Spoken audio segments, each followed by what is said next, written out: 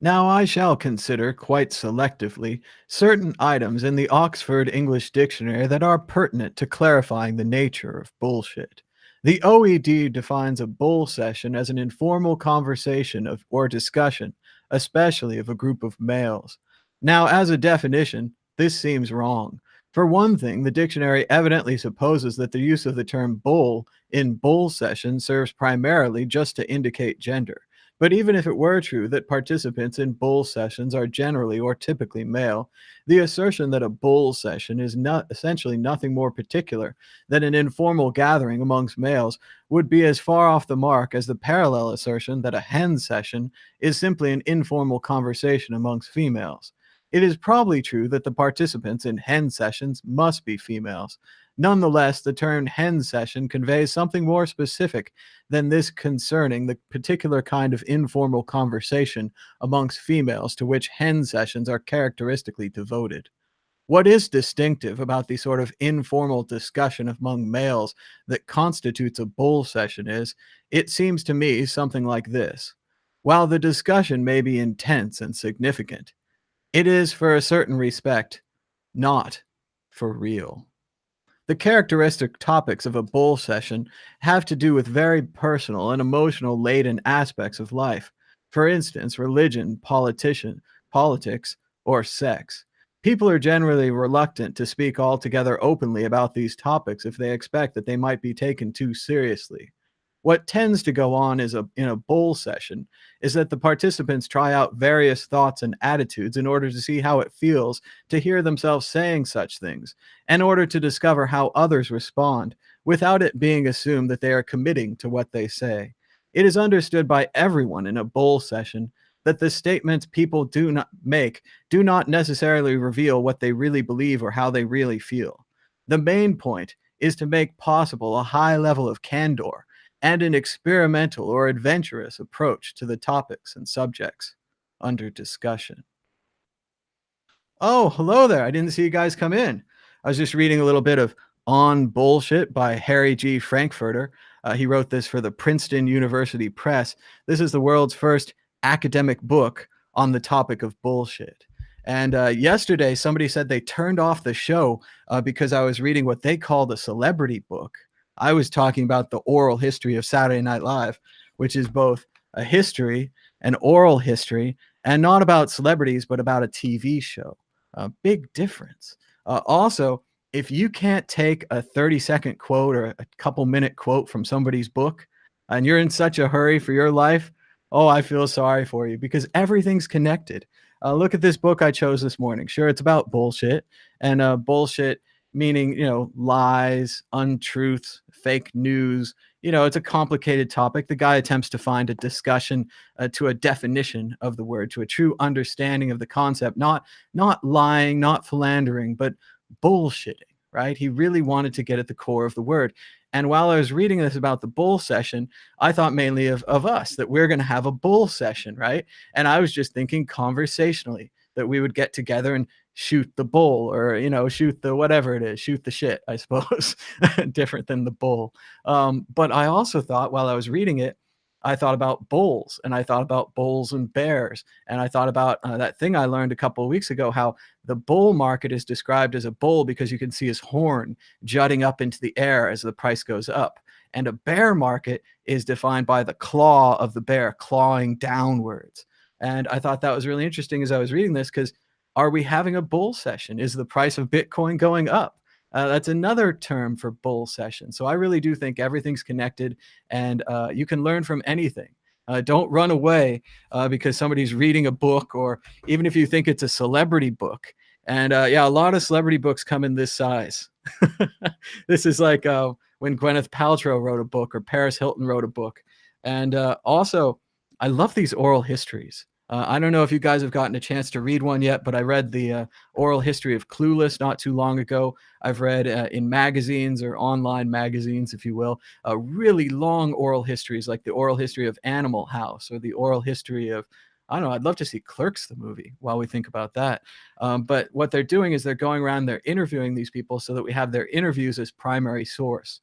Then we can take the various stories that people tell, compare them, and try to come together into a synthesis.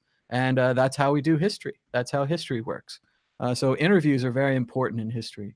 Anytime you interview someone, you're creating a primary source. Even if you're biased or you intend to be biased or you like the guy or you don't like the guy, it's still a primary source. It's something that other historians can examine and learn from. So I think it's great. And I think that we're all going to learn a lot from each other today. And today is Sunday, July 29th, 2018. My name is Thomas Hunt, and here's what's going on today in Bitcoin. Still have a chance of typewriter apocalypse. A quick update on my typewriter situation so far. I did receive not that one, but the Royal Gray that I bought kind of randomly after I watched the typewriter documentary California Typewriter. This one just stuck out to me. It came in a brown leather case. I had the name Diane L. Bender on it. And she'd also put her name on the luggage tag. And it's pretty clear to me this typewriter had only had one owner and they hadn't used it very much. The thing about this beautiful typewriter that comes in a box, I think they just live in the box. It actually had metal rivets that attached it to the box, if you can believe that. It was pretty neat. You had to unbolt it from the box. But very cool typewriter. Right now, there is a part kind of broken. The part that brings the ink ribbon up so that the keys can punch through it doesn't always bring the ink ribbon up. So I am kind of working with that one. But it is in general working order, which is impressive since it's a manual typewriter from the 1960s. When you push the key, the energy that you put into the key goes to the little typer key and it shoots up into the air through the ink onto the paper. Pretty impressive. We're still waiting for delivery of my 1970s IBM Red Selectric #1, the same type of typewriter used by Hunter S. Thompson, seen by Johnny Depp in the movie Fear and Loathing in Las Vegas. Very heavy electric typewriter. And very soon, we've got Tom Hanks typewriter coming in thanks to your donations to our Tallycoin drive. The Tom Hanks typewriter here is a 1950s Smith Corona silent writer. And as IBLB is saying in the chat, he watched that documentary yesterday and he says Tom Hanks could save that shop with one check. That would be beautiful. And I think Tom Hanks could save all the typewriters just by talking about them. He has such an excitement for the typewriters, and this one was his desert island typewriter. He said it had just the right sound and that he liked the way the keys were arranged, the height of the various keys. So still looking forward to that one. Looking forward to this Hunter S. Thompson typewriter and still working with this Royal Gray. So that was just a random typewriter update because I saw the graphic here. Typewriter apocalypse in Las Vegas. Moving on, Bitcoin average. Here we are. The price of Bitcoin is down 0.28% in the last 24 hours, with a last of 8,203, a high of 8,285, and a low of 8,129. That's $1 for 12,198 Satoshis. Looking in at the top 10 altcoins, we're seeing a little action here. We're reloading the page to make sure we get the right amount. Ethereum is about equal, even. Ripple, even. Bitcoin Cash up 2%. EOS, even. Stellar down 1.25%. Litecoin, pretty even, up half a point. Cardano, even. IOTA, up 0.75 of a point. Tron, breaking into the top 10 for the first time recently, up 8%, beating Tether. Knocking Tether out of the top 10. You can always support the World Crypto Network by sending Bitcoin to the donation address on your screen or any of the crazy altcoins down below as accepted by Trezor. You can support us on our Patreon page at patreon.com/WCN or at patreon.com/madbitcoins. Thank you so much for your support. Just another shout out to DJ Booth and his new fundraising site, tallyco.in. Anyone can use Tallycoin. Just bring a Bitcoin address from your own wallet, a donation amount that you want to achieve, and even a date by which you want to receive this donation. You can try out Tallycoin today, just like we're trying out Tallycoin. Let's get the big QR code up there. Our current Tallycoin fundraiser to raise $1 million to rent a studio for the World Crypto Network has raised $45.65. Thanks to your donations. We're still 0.0% towards the $1 million, but it's the thought that counts. Not everybody has $1 million they could just drop on a person. Most people have to do it 10 or 20 bucks at a time. So I thank you so much for your support. And on with the Twitter news. John Henshaw writes, 2 decades apart, the same mass delusion that only works for a tiny percentage. 1998, all the kids think they can get rich starting a dot-com business. 2018, all the kids think they can get rich being a social media influencer. Funny tweet. I very much enjoyed this. I've seen a lot of kids who are very psyched about YouTube. They think that YouTube is basically the new Hollywood, and instead of having a TV show or a movie, they just want their own YouTube channel. Well, spoilers, it's not hard to get one. It's hard to get people to watch, though, I suppose. Maybe if you have a more generic topic than Bitcoin, something like Star Wars. Everybody likes Star Wars, except for the new movies. Moving on. Vitalik, the non-giver of Ether, says on Twitter, I think there's too much emphasis on Bitcoin, Ethereum, whatever ETFs, and not enough emphasis on making it easier for people to buy $5 to $100 in cryptocurrency via cards at corner stores. The former is better for pumping price, but the latter is much better for actual adoption. And it's funny here, not surprising, but I totally disagree with Vitalik.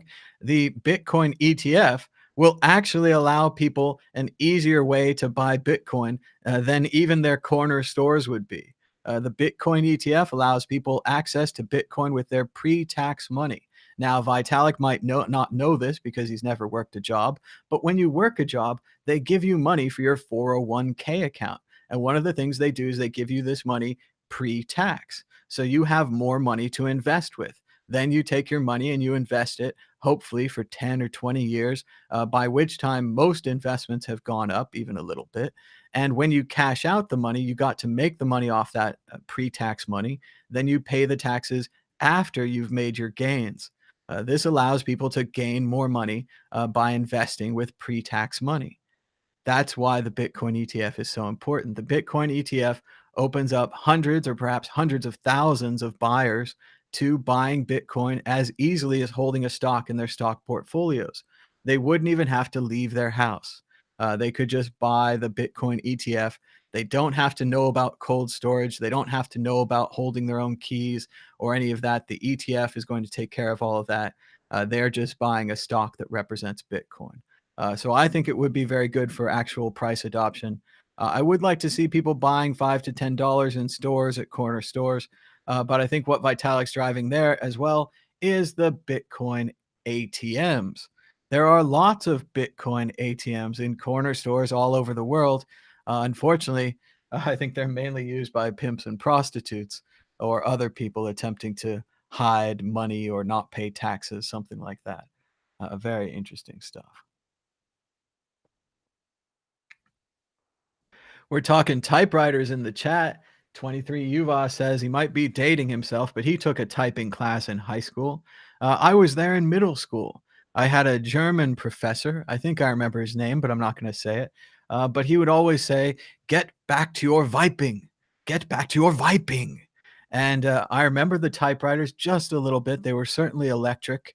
You turned on the machine and it would hum, and then it would, the keys were fast. You push the key, it jumps up there fast. One of the things I noticed typing on this old gray Royal is the keys are slow. There's actually a bit of thought there when you're spelling out the word. Like it's not something about typing on a computer can just be so fast, right? There's no waiting. On this thing, I had to type one key at a time. Otherwise, the keys would run into each other, right? One would be going up while the other one's going down. Very interesting stuff going back and thinking about typewriters. It's funny, people are saying in the chat they had keyboarding classes. One person got to type on an Apple IIe and he didn't like it. Oh, I don't know. Apple IIes are definitely part of my childhood, playing a Oregon Trail and that fishing game and MathBot or Math Reader, Reader Rabbit, all that kind of stuff. Great stuff out there. But we'll talk more typewriters in a little bit when we open up the phone calls. But right now, we still got to get through the news. This was so funny. I've seen this happen. This is definitely true. She says, Small Apocalypse writes, Me, buys a bed, which I won't replace for 10 years. The algorithm. You want beds? Me. No, I have one now. Algorithm. Beds? Me. All good for beds, thanks. Algorithm. Look at these beds in Auckland. No, no, no. I've already purchased my one bed. Algorithm. Bed, bed, bed, bed, bed. And it is funny to start to see these ads follow you around. I know I've seen eBay trying to get me to buy more typewriters. Amazon trying to get me to buy more video games. And they're all following me around on the Facebook ads and then all these random web pages you look at on your phone that are storing the Facebook ads and they show you the things you just bought and so forth. It's very interesting to see these algorithms because I agree. Like she's saying, the first couple days, the algorithms are neat. She was searching for beds. They start showing her pictures of beds and coupons for beds. But I agree with her. After you've made your purchase, they keep showing you the thing that you've purchased. And I was like, no, I have enough typewriters. Don't show them to me. I agree. I watched some other ones. It was a mistake. I don't need more. No more typewriters. Thank you, algorithm. And I found this great article from btcmanager.com, Bitcoin and its foundation in Austrian economics. And I thought, wow, that sounds like something we've been talking about lately. And then it was right in line, which can be witnessed with the Bitcoin network. Max Hillebrand explains in a new interview with the World Crypto Network. And they linked to Max's great interview from Mises University, where several professors joined him. And they also quote some of the professors and just in general, great article. Thanks so much for watching our videos. I hope you'll watch more of our videos because I don't want, if I don't want to tell you guys, but this article is exactly the kind of article that the World Crypto Network needs. I hate to be full of myself or whatever, but we kind of need someone to write an article about this every day or at least every week. The article takes one of our videos, which are great, but the author took all the time to write out this quote. And I thank him so much for taking the time because when you write out a quote like this, you transform it from the video, which is very fun to watch but hard to search, into text, which is very easy to search but not very fun to watch. So articles like this really do help bring attention to our videos and make them show up on Google News and be searchable by anyone that's looking for this. So there's a possibility out there. There's some kid that's going to write a paper on Austrian economics and Bitcoin, and that he finds this article. And because he finds this article, he finds our YouTube channel, and then he gets all the information for his report, and we get to contribute. So it's very cool when people write articles about the World Crypto Network. It's great stuff. Texas judge cited the Big Lebowski in a legal decision, what they're calling footnote of the year. And this isn't cryptocurrency related, but I just thought it was hilarious. As the guy says, he's talking about prior restraint, and in the decision, the judge wrote, "The First Amendment of the U.S. Constitution is similarly suspicious of prior restraints," wrote Justice Lerman in the decision highlighting a cornerstone that has been reaffirmed time and again by the Supreme Court, this court, Texas courts of appeals, legal treatises, and even popular culture. The line popular culture contained an interesting footnote, citing none other than Walter Sobchak, a character in the 1998 Big Lebowski. This is the footnote. Big Lebowski, Polygram Filmed and Entertainment, Working Title Films, 1998. For your information, the Supreme Court has roundly rejected prior restraint. As in the movie, Sobchak continues, "This affects all of us, man, our basic freedoms." Interesting stuff, funny stuff. He cited Big Lebowski in a court decision. We've got a great quote from Dan Darkpill following up on his popular tweet from yesterday. Maybe we'll do that one first. Yesterday, Dan tweeted, "So FuseX raised $36 million in Bitcoin and Ethereum for an ICO for a debit card that will support Bitcoin and Ethereum. Then they announced a partnership with their own advisor, Roger Ver, and now the debit card will no longer support Bitcoin. How is this not a scam?" And he received 656 retweets, 1,900 favorites for this tweet. And as Dan followed up today, this is an incredibly popular tweet. CEOs and industry leaders should take note. Bitcoin is bigger and more important than your company and its partners. Users will always choose Bitcoin over your service. Backroom deals and BS marketing will not fool anyone. Strive for real adoption. Listen to us. And people even quoted a few companies down at the bottom that maybe should start listening to their users. It might not be too late. They might have gone over to the Bcash. So very interesting stuff from Dan Darkpill. I think we've got a little bit more on Bcash, but we'll just keep circling through it. Check out IBLB, who's getting people into Bitcoin in Los Angeles at the ska core scene. Check it out. I guess you can't hear them here. Maybe we'll switch. There's going to be some technical things here, but we're going to switch screens so you guys can hear them. Check this out. You're going to be able to hear and see them celebrating Bitcoin. Let's see. Boom, boom, boom. Push all the buttons, and it doesn't work. Oh, Twitter is keeping it too real for me.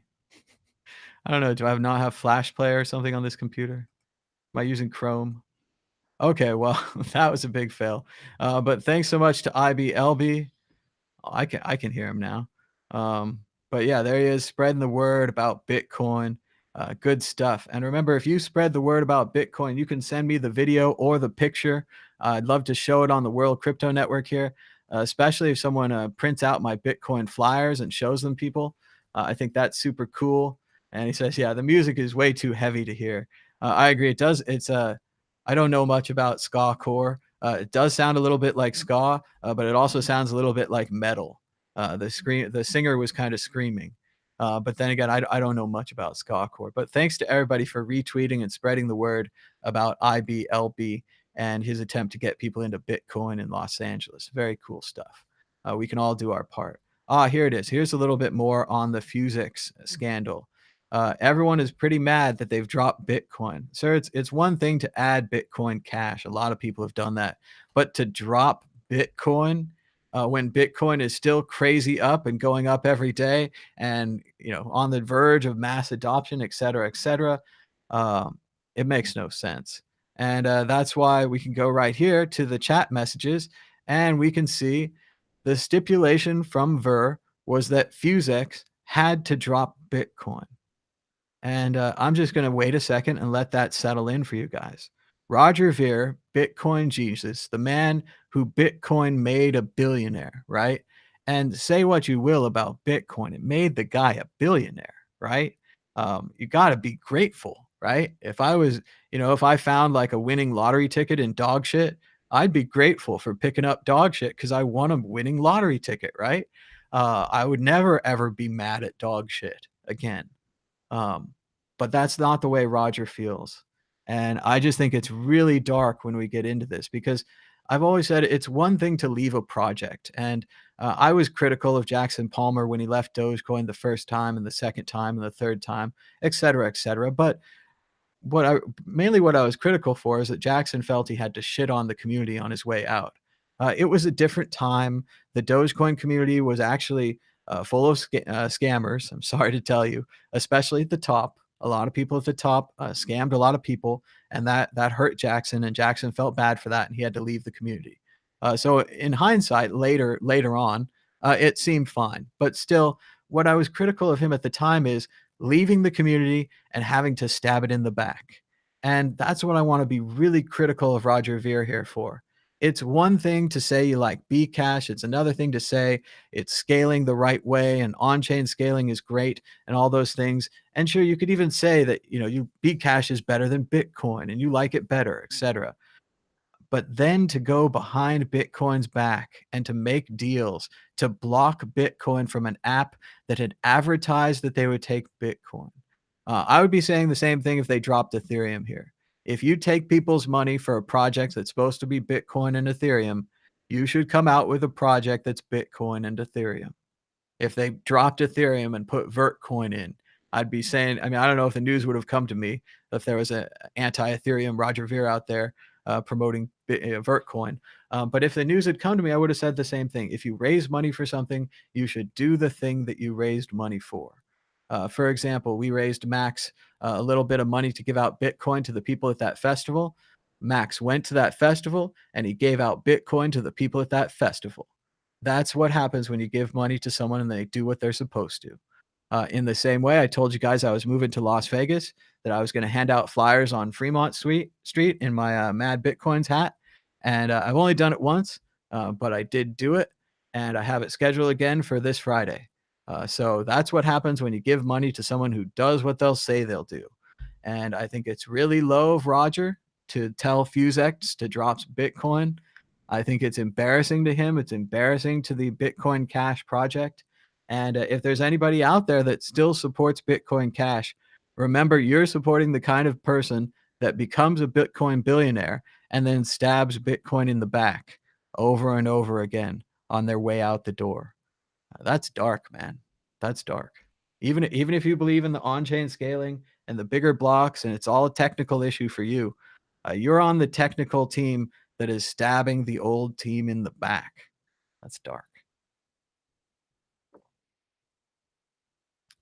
And just wanted to show a little bit of my recent Twitter account so that you guys can experience the joy that is the Royal Gray typewriter.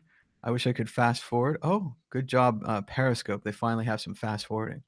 But you can see there, that's when the typer's doing well. It's bouncing that ink ribbon up in the air. And also look at all the timing involved here. Everything has to hit perfectly or it doesn't work. And yeah, it's a 50, 70-year-old typewriter. It doesn't work all the time. But just amazing, huh? That's a typewriter for you. And here's some close-up pictures of it. You can see all the faded words where the ink's not quite hitting, and you can see the bizarro-ness of the red as it brings up part of the ribbon. But still, a lot of it works. It's in a surprisingly working order, so pretty cool stuff. Also wanted to show you guys some of my explorations from Las Vegas last night. I went on another walk down through the casinos down by the D. They take Bitcoin, and I saw this Betty Page slot machine. Thought that was pretty funny. She's like a 50s pinup. Someone in her estate must have worked out this deal to get her a slot machine. There's a specific element they're trying to brand to here. I did see some Marilyn Monroe machines that had been taken apart, presumably will be sent to another casino or a junkyard. But they are trying to hit all of the various marketing divisions with these new slot machines, like the Big Lebowski slot machine or the Godfather slot machine. I also saw some great Shepard Fairey art on the side of the Plaza Hotel. As you can see, the Andre the Giant star sticker and the general kind of Soviet propaganda style of Shepard Fairey. I think this is probably the largest Shepard Fairey artwork I've ever seen. And it's official. He certainly did put this one in the middle of the night with some spray paint. So congratulations to Shepard Fairey. It's a massive, massive piece. I went to the Californian, and at the California Hotel and Casino, they have some machines that take giant gold coins that they print themselves. The California Hotel and Casino, one gaming token. What an incredible revolutionary idea. And I saw a Space Invaders slot machine, but I'm pretty sick of slot machines, so I didn't give it any of my money. But basically, as you can see down here below, they have the normal slot machine with the jacks and the aces and the spacemen characters and some wilds or something. And presumably, if you win some kind of a jackpot by winning the normal slot machine, you'll get to push the button and try to shoot one of those things that's flying by. Once again, you don't get to have any kind of skill in this game. Just because I'm good at Space Invaders and could get to maybe the second or third level doesn't mean that I'll be winning any money on this game. But I need to see them almost advertising at my generation, maybe the one right before me. So we're getting very close to Super Mario Brothers, the slot machine. I agree. People are saying it's the one-armed bandit in the chat, but very few of them have arms anymore. Pulling the arm to spin the wheel is pretty outdated. Most of the times it's optional. But it's very interesting learning about these gaming machines, even though I think it's really ridiculous to play them. Slot machines, ridiculous. Oh, they want a Sonic slot machine. Oh, that's coming soon. Within 5 years, all these slot machines will be video game themed. Tomb Raider, Sonic the Hedgehog, Mario. They're going to come right at our generation. The only thing I hope is that Big Bird says no. I know he's owned by HBO now or something. Sesame Street's on HBO, but don't do it, Big Bird. I know Ellen did it, but her show's owned by MGM. She probably had no chance. But You can do it, Big Bird. Just say no. Opinions. What experts think about a possible Bitcoin ETF? This is what you do when you don't have any news. You ask people questions. Let's see. Founder of Netcoins, never heard of that, Michael Vogel, says the Bitcoin ETF is an interesting idea, but not crucial to Bitcoin's long term success. Again, anyone that doesn't really benefit from the ETF is all down on it because, yeah, Bitcoin doesn't need it. But if we could get 100,000 new people to buy Bitcoin with their pre tax money and hold it, if we could get the ETF itself to buy a bunch of Bitcoin and hold it, it would be more buyers. And just a little basic markets for you guys. When you have more buyers and less sellers, the price of your commodity goes up. So yes, it would be great if the more buyers and more less sellers drove the price up. Let's see. Everyone should hodl on. It's their interest for it to skyrocket. She suggests abandoning any custodian wallet service and setting up a proven hardware wallet such as a Trezor or a Ledger, or a non-custodian multi-sig wallet such as Casa or Casa HODL, I think it is, and read Pamela Morgan's book on crypto asset inheritance. This is really strong advice from Elena. Probably the best advice in this article. I think we're going to move on. New Gallup poll shows only 2% of US investors own Bitcoin, but 26% are intrigued. And this is right about where it should be. Are you early to Bitcoin? Yes. Only 2% of US investors, at least in this poll, own Bitcoin. 26% are intrigued. This is just great. This is fantastic news for Bitcoin, the product. People are interested. They want to try it out. And if we have another crazy bump to the moon, I'll bet these 26% are the one trying to FOMO in, while these 2% are already happy. Big news, big poll, great stuff. Gallup has been polling the United States since they were invented in the 1950s to fight communism. Every Gallup poll that says things are good in the United States makes people feel bad in the Soviet Union. But just ignore that. Ignore the push polling. All the polls are accurate. They're incredibly accurate. 98% of all people know that. Coinbase internal probe finds no evidence of Bitcoin Cash insider trading. Oh, you gotta love an internal probe. You mean we investigated ourselves and we didn't find anything? That's amazing. Maybe they should get someone real to investigate. This is pretty pathetic. I'm not sure why Coinbase thinks that we care about their internal probe. It was pretty obvious that they insider traded Bitcoin Cash, which they said they would allow people to withdraw, but then they allowed people to trade and buy, beginning the end of Coinbase as a responsible company. Remember, a responsible company would just give you Bitcoin. They wouldn't confuse you with a dozen crazy altcoins. But Coinbase doesn't want to be a responsible company. They don't want to support Bitcoin. They want to be like Cryptsy. They want to get all these crazy fees from all these crazy altcoins. They're jealous of Poloniex and Bitfinex, these other slightly crooked exchanges. And Coinbase is looking for a way to become more crooked. So they're going to add more altcoins. Great stuff, guys. You could have been the Bitcoin company. Things that Vitalik is talking about, that easy $5, $10 Bitcoin app that's not confusing, that doesn't show you 5 other things you don't need. That could have been you. But instead, it's probably going to be Square Cash and Cash App. And Jack Dorsey's going to eat your lunch. And people are going to be looking back at Coinbase saying, what happened? What happened? Bitcoin price analysis. How many days can we trade sideways? I don't know, quite a lot. This is good. Market overview, the 1 hour chart. Let's see, the 4 hour chart. Looking ahead, here we are, the future. The short term bullish outlook remains intact as Bitcoin continues to trade in the ascending trend line, and the longer moving averages remain biased towards the bulls. Bitcoin will likely remain range bound for the short term, and traders should keep an eye on additional constriction or even bullish expansion of the Bollinger Bands, along with any rise on the RSI on the hourly and 4 hour chart. Bitcoin is well supported below 8,000, and the drop below the bullish trend line at 7,940 could cause Bitcoin to fall to 7,750 and even the $7,400 support. A high volume breakout above 8,476, the 200-day moving average, could extend the Bitcoin price towards $9,000 a coin. Yow. Is the Bitcoin price on the verge of a dramatic comeback? Well, I think that's what I just said, right? Who would read an article from AOL anyway? Why Google is removing all Bitcoin mining apps from the Play Store.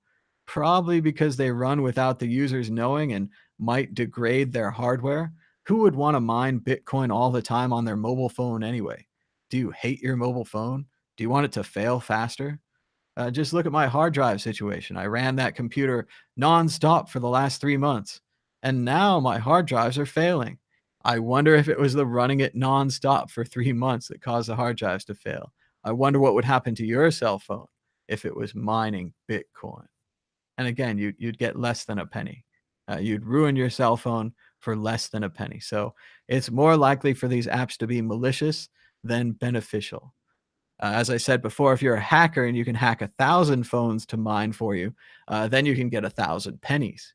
It's even better if you can hack 1,000,000 phones. So, but as a normal user, it doesn't make any sense to mine on your phone or to mine on your old computer or to have a heater that's just a miner, something like this. It makes very little sense unless it's cold. If it's cold, then it's fine. The Weekly, Musk bots blocked. US candidate accepts Bitcoin. Herd of institutional investors. And I think herd and this picture of the bulls right here is the right picture to bring up when you think about institutional investors. They do act in a herd. They are risk averse. But if they see one of the bulls going that way, they all might follow. I think that's important to know. And again, other US candidates have accepted Bitcoin. None of them accept it directly. None of them use the power of the QR code because you can't accept international donations in the United States, though no one can really tell anymore if there is any kind of campaign finance system operating in the United States. All you really need to do is start a PAC, and then you can collect as much PAC money as you want. But again, this guy will accept Bitcoin, but it'll be behind a wall. Let's see. Democrat Andrew Yang's campaign is accepting crypto donations for the 2020 US presidential election. Oh, this is not good.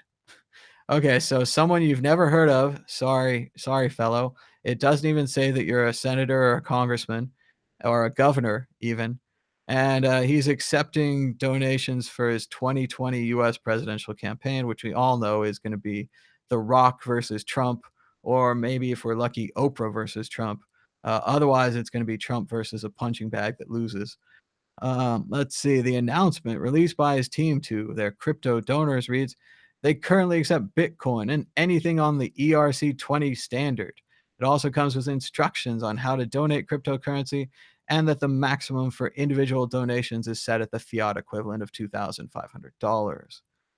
I don't know why they're combining this with Kick ICO, which is not even KIK, but is KICK. So there was a KIK chat program called Kick, and then I guess there's a Kick KICK, like Karate Kick. And yeah, the Karate Kick ICO had $7.7 million stolen from it. So I don't know why you'd invest in the Karate Kick ICO. Maybe you were confusing it with the Kick KIK ICO. But yeah, this is really not news. This is not a significant candidate. Do not donate your Bitcoin. A bad idea. Huge wind farm to power Bitcoin mining will be built in North Africa. And this is very cool. The Bitcoin mining farm, the idea that you could use Bitcoin instead of batteries. Previously, you probably would have built a big battery farm next to this and they could use the energy, but instead they can just mine Bitcoin with these windmills and spend the energy as money later on. So, very interesting story. Bitcoin can be a potential asset for central banks, says Wall Street billionaire Bill Miller. I like this idea. Bitcoin can be a potential asset for central banks. Oh, giant advertisement that won't go away. All right. That's one way to get you to not read the article. Let's see. Drink a little water.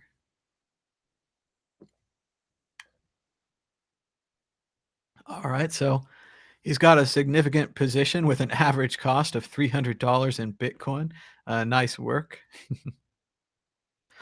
It's less risky now than it was when it was worth $100. A lot of quotes here, a lot of block quotes. It's better to write an article than just have a bunch of block quotes. As a history major, I know that. But he says the lottery ticket was compared to an analogy of a positive expectation lottery ticket. And now we're just quoting random Twitter users. But I do think that Bitcoin can be a potential asset for central banks, but they would be a brand new kind of central bank. They would be neutered. They wouldn't like that. Neutered means cutting your balls off. A bank without balls isn't great. They wouldn't be able to make any money. They'd actually have to hold the Bitcoin. So if you said the bank had 100 Bitcoin, then the bank has 100 Bitcoin.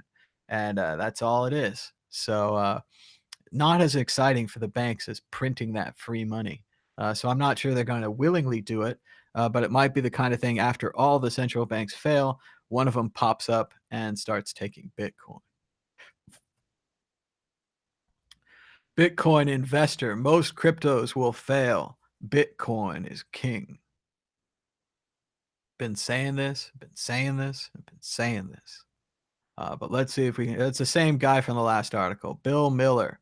He has a net worth $2 billion, and he bought Bitcoin below 300. So, bravo, Mr. Miller. He's long been a cryptocurrency proponent, investing $1 billion of his hedge fund's liquid assets in Bitcoin over the past few years. Taking into account that his net worth is already in the range of hundreds of millions and an average acquisition cost of $300, it is likely that crypto assets make up a majority of his own fortune. Very exciting. He's very excited about the scarcity of Bitcoin. There's only 17 million of the cryptocurrency in circulation, with 25 million millionaires worldwide.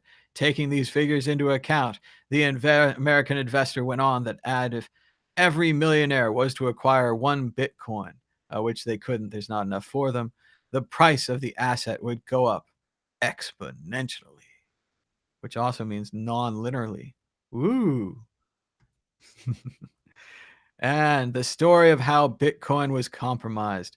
I didn't want to do this, but we have to come to this. This is a bizarro story written from another world, the world of Bitcoin.com. And I know many of you would think that Bitcoin.com would celebrate Bitcoin and would tell you the truth and be a viable news source. Sadly, that's no longer the case. This article, the story of how Bitcoin was compromised, is a bizarro pack of lies and mistruths told from the other side. It is pure propaganda, blaming Bitcoin itself for the scaling debate. Everything it writes is wrong. All of its quotes are false. I don't have really time to break this down individually, but if you want to read a pack of lies, head on over to bitcoin.com and listen to this absolute nonsense as these pathetic people run out of ideas as the price of Bitcoin Cash starts to fall. They rewrite history. They talk about the alleged censorship campaign. One of the parts I liked here is up at the top. They said something like how, adding more blocks, making the blocks bigger was just really a great idea.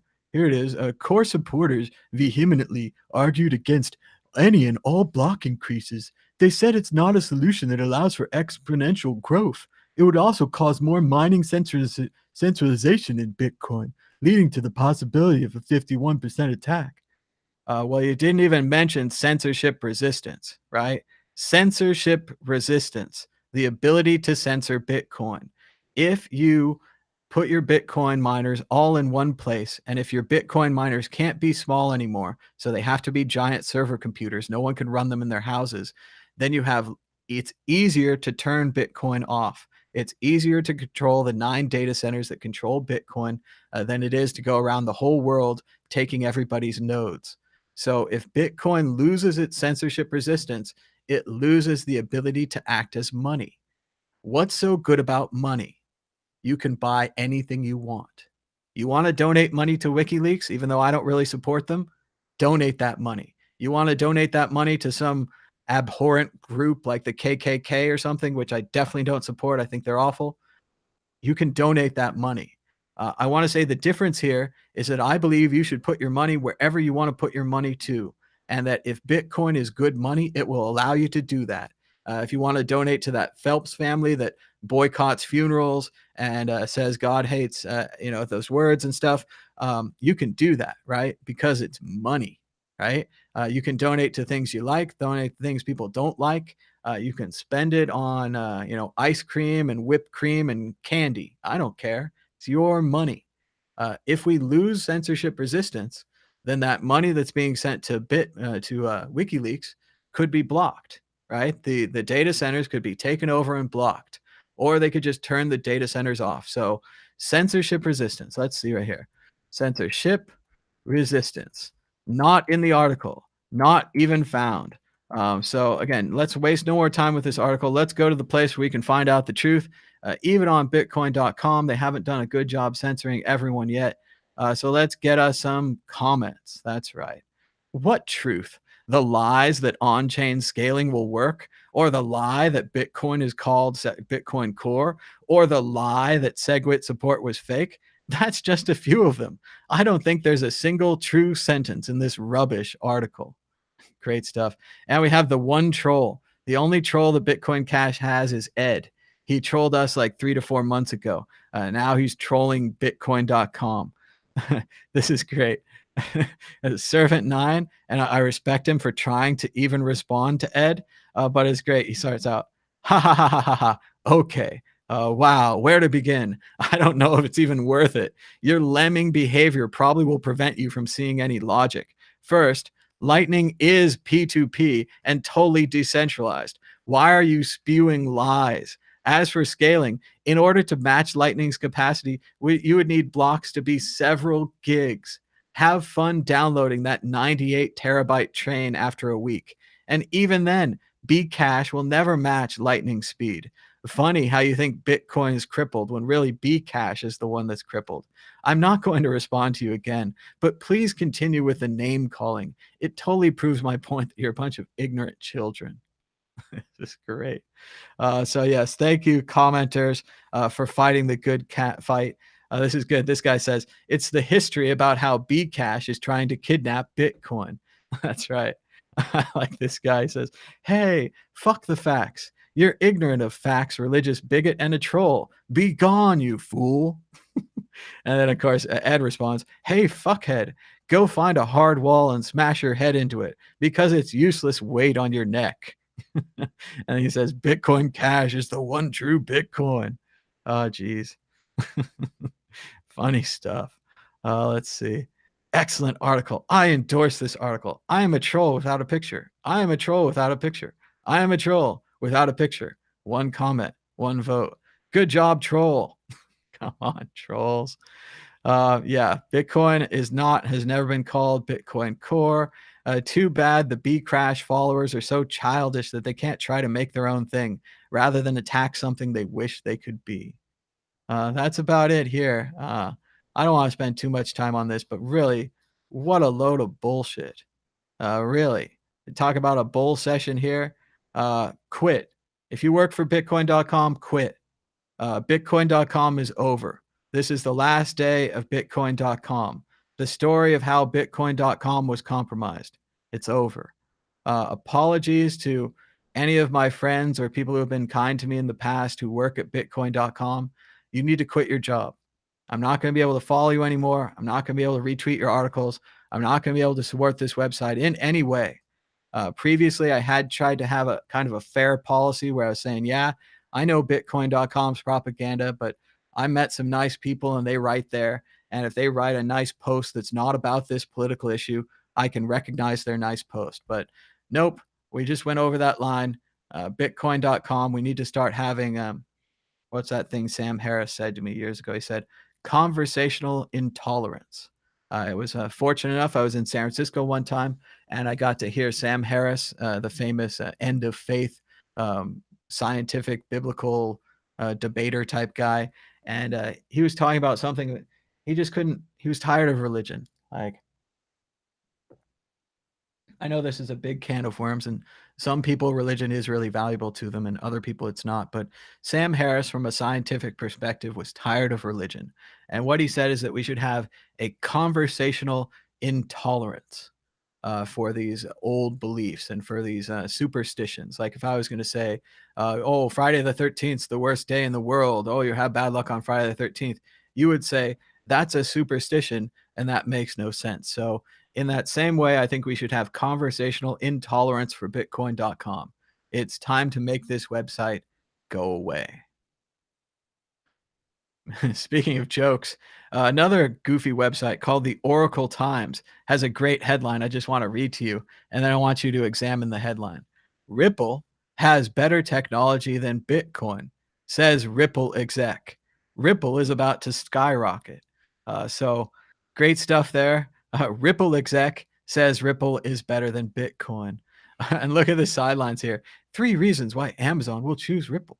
Ripple, someone just bought $700 million in XRP. Just ridiculous. I'm not going to read that website anymore either. But pretty fun stuff in the news today. Not exactly a boring day. And we did have some phone calls early on. People were starting to call when we just got the show going. So I want to go ahead and unmute the phone lines. And you can call us now at Skype World Crypto Network, all one word. It's about 10 o'clock. I think I started about 15 minutes late. So we'll try to keep this going at least 15, 30 minutes. See if we can get some phone calls on this Sunday morning in Las Vegas. So is it Sunday morning where you are? Is it the middle of the night? Let me know. Give me a call right now or ask me a question in the chat. Or I'm just going to talk about typewriters or read more from my celebrity books. Ooh la la.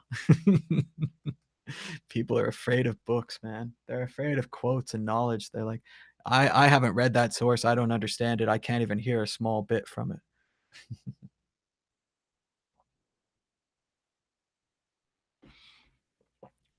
People are saying, Ripple is the perfect scam, totally obvious to anyone, yet no consequences. People are still buying. It's funny.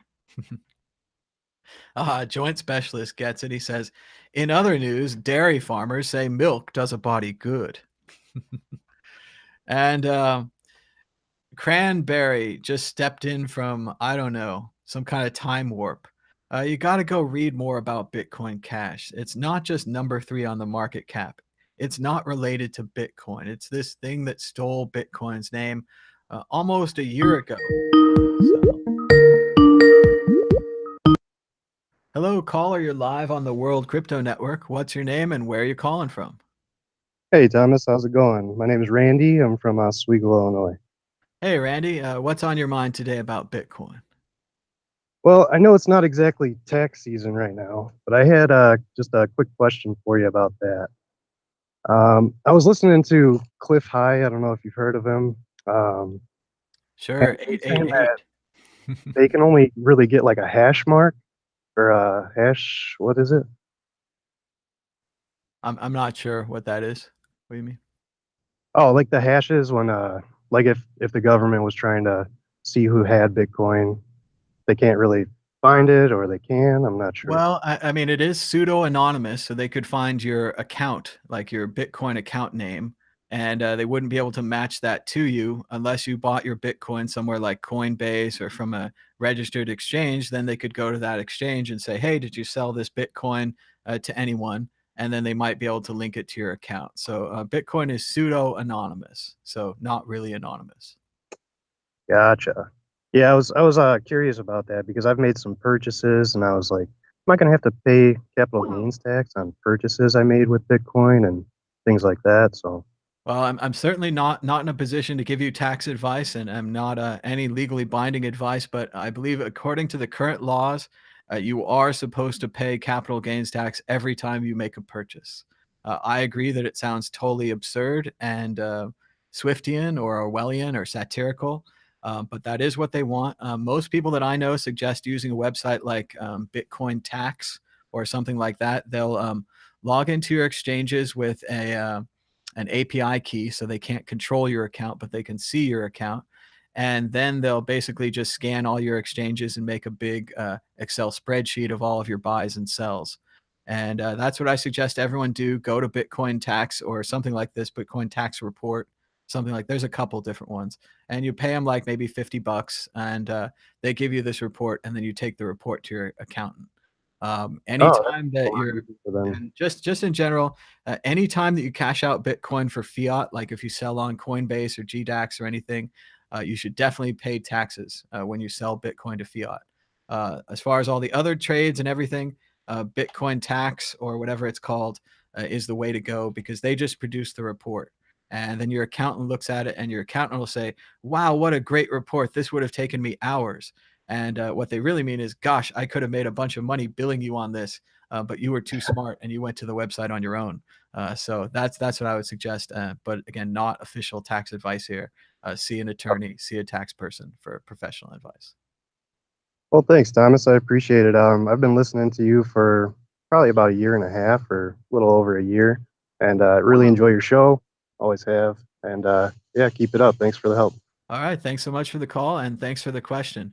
I'm sure a lot of people have the same question, but aren't going to ask. Or also, it's not really tax season, but that's fine too. We always appreciate a tax question, even though, again, not an expert, not giving tax advice. And again, my general advice is pay the government. Everyone's mad in the chat. The money goes to defense spending or whatever, but we're not going to change that by just not paying our taxes ourselves. As much as Thoreau would prefer that. So you can give us a call now on Skype, World Crypto Network. We only have just the one line, so when someone's on the phone, we can't take a second call. But if you're waiting out there, I see you trying to call in. Go ahead and give us a call. Be glad to talk to you. Any topic today. We were thinking of starting a topic, doing elevator pitches. Maybe we'll do that tomorrow.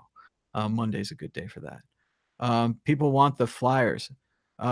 Yes, you can definitely take my flyers. If you go to Twitter, you have to search a little bit. I tweet too much. But I've released the PSD files as well as an Imgur link to the JPEG files. I've got a PDF version of my files, and you can download the Bitcoin flyer, print it your own. You can edit it, put your own information on there. The general spirit is it's supposed to support and spread the word about Bitcoin. So as long as you stick to the general spirit, I'm totally fine. But you could put your own local Bitcoin groups meetup on there, put your QR code, put your meetup logo. Again, it really is, as far as payment, I would just love to see you take a picture of the new flyer and send it to me on Twitter. And when you hand out the flyers in your neighborhood, take a little video, take a couple pictures, and upload it to Twitter so that we can share the word about you spreading the word. Because even when I told the people, even when I told the people in Vegas, I was like, yeah, we're going to hand out flyers. But part of the handing out flyers is to show other people that they can hand out flyers, and that we can all work together spreading the word about Bitcoin. And it may seem small, but you telling your friends, you telling your family about Bitcoin, that's how we spread. And I've told a lot of people there's a free business idea. If you know how to set up wallets, if you know how to trade crazy altcoins, you can charge people. Like, first, you got to get your friends and family into it. But then beyond that, when they're like, hey, I've got a buddy at the office, or hey, my buddy from the soccer team wants to learn Bitcoin, you say, hey, $50 an hour, $100 an hour, whatever it is. Maybe start out small. And then you can help them get into Bitcoin. And that's really what it's going to take, one at a time. Spread the word, tell people about Bitcoin. But you can go again, give us a call right now on Skype at World Crypto Network, all one word. Keeping up with the chat. They're saying Bitcoin is very popular in India. That sounds very cool. And you got to spread the word. Tell your friends in India. Tell them about the World Crypto Network, and tell them about Bitcoin. Even if you have to, tell them about these crazy alts. Good enough. So let's see what's going on. Yeah, Corey needs to take a break in the morning. Got to do some meditation. Don't want to wake up angry. It's no good. But just going to drink a little water here and then maybe change the topic if you guys aren't going to call in. I am known to read during these shows if there are no calls. That's fun too. Let's see right here. Let's see what's going on. So, I got something cool in the mail today. You guys want to check this out? Uh, I've been waiting a while for the price on these to come down. I refuse to pay more than retail price for this, but boom, boom, boom, boom. That's right. It's a Super Nintendo classic. It's got all these fun games from my childhood. And even more fun, I never really owned a Super Nintendo. I went towards Sega. So I got a Genesis and a Sega CD and those kind of things. So, of course, I've beaten the Zelda, I've beaten the Mario Brothers, I've done that. So, but there's a Star Fox and there's Star Fox 2 and F-Zero and all these great games. So I'm gonna check out the Super Nintendo Classic later. Hello, caller. You're live on the World Crypto Network. What's your name and where are you calling from? Oh, hey, Thomas. My name is Ari, and I just want to say that I love you. All right. Thank you, Ari. Love you.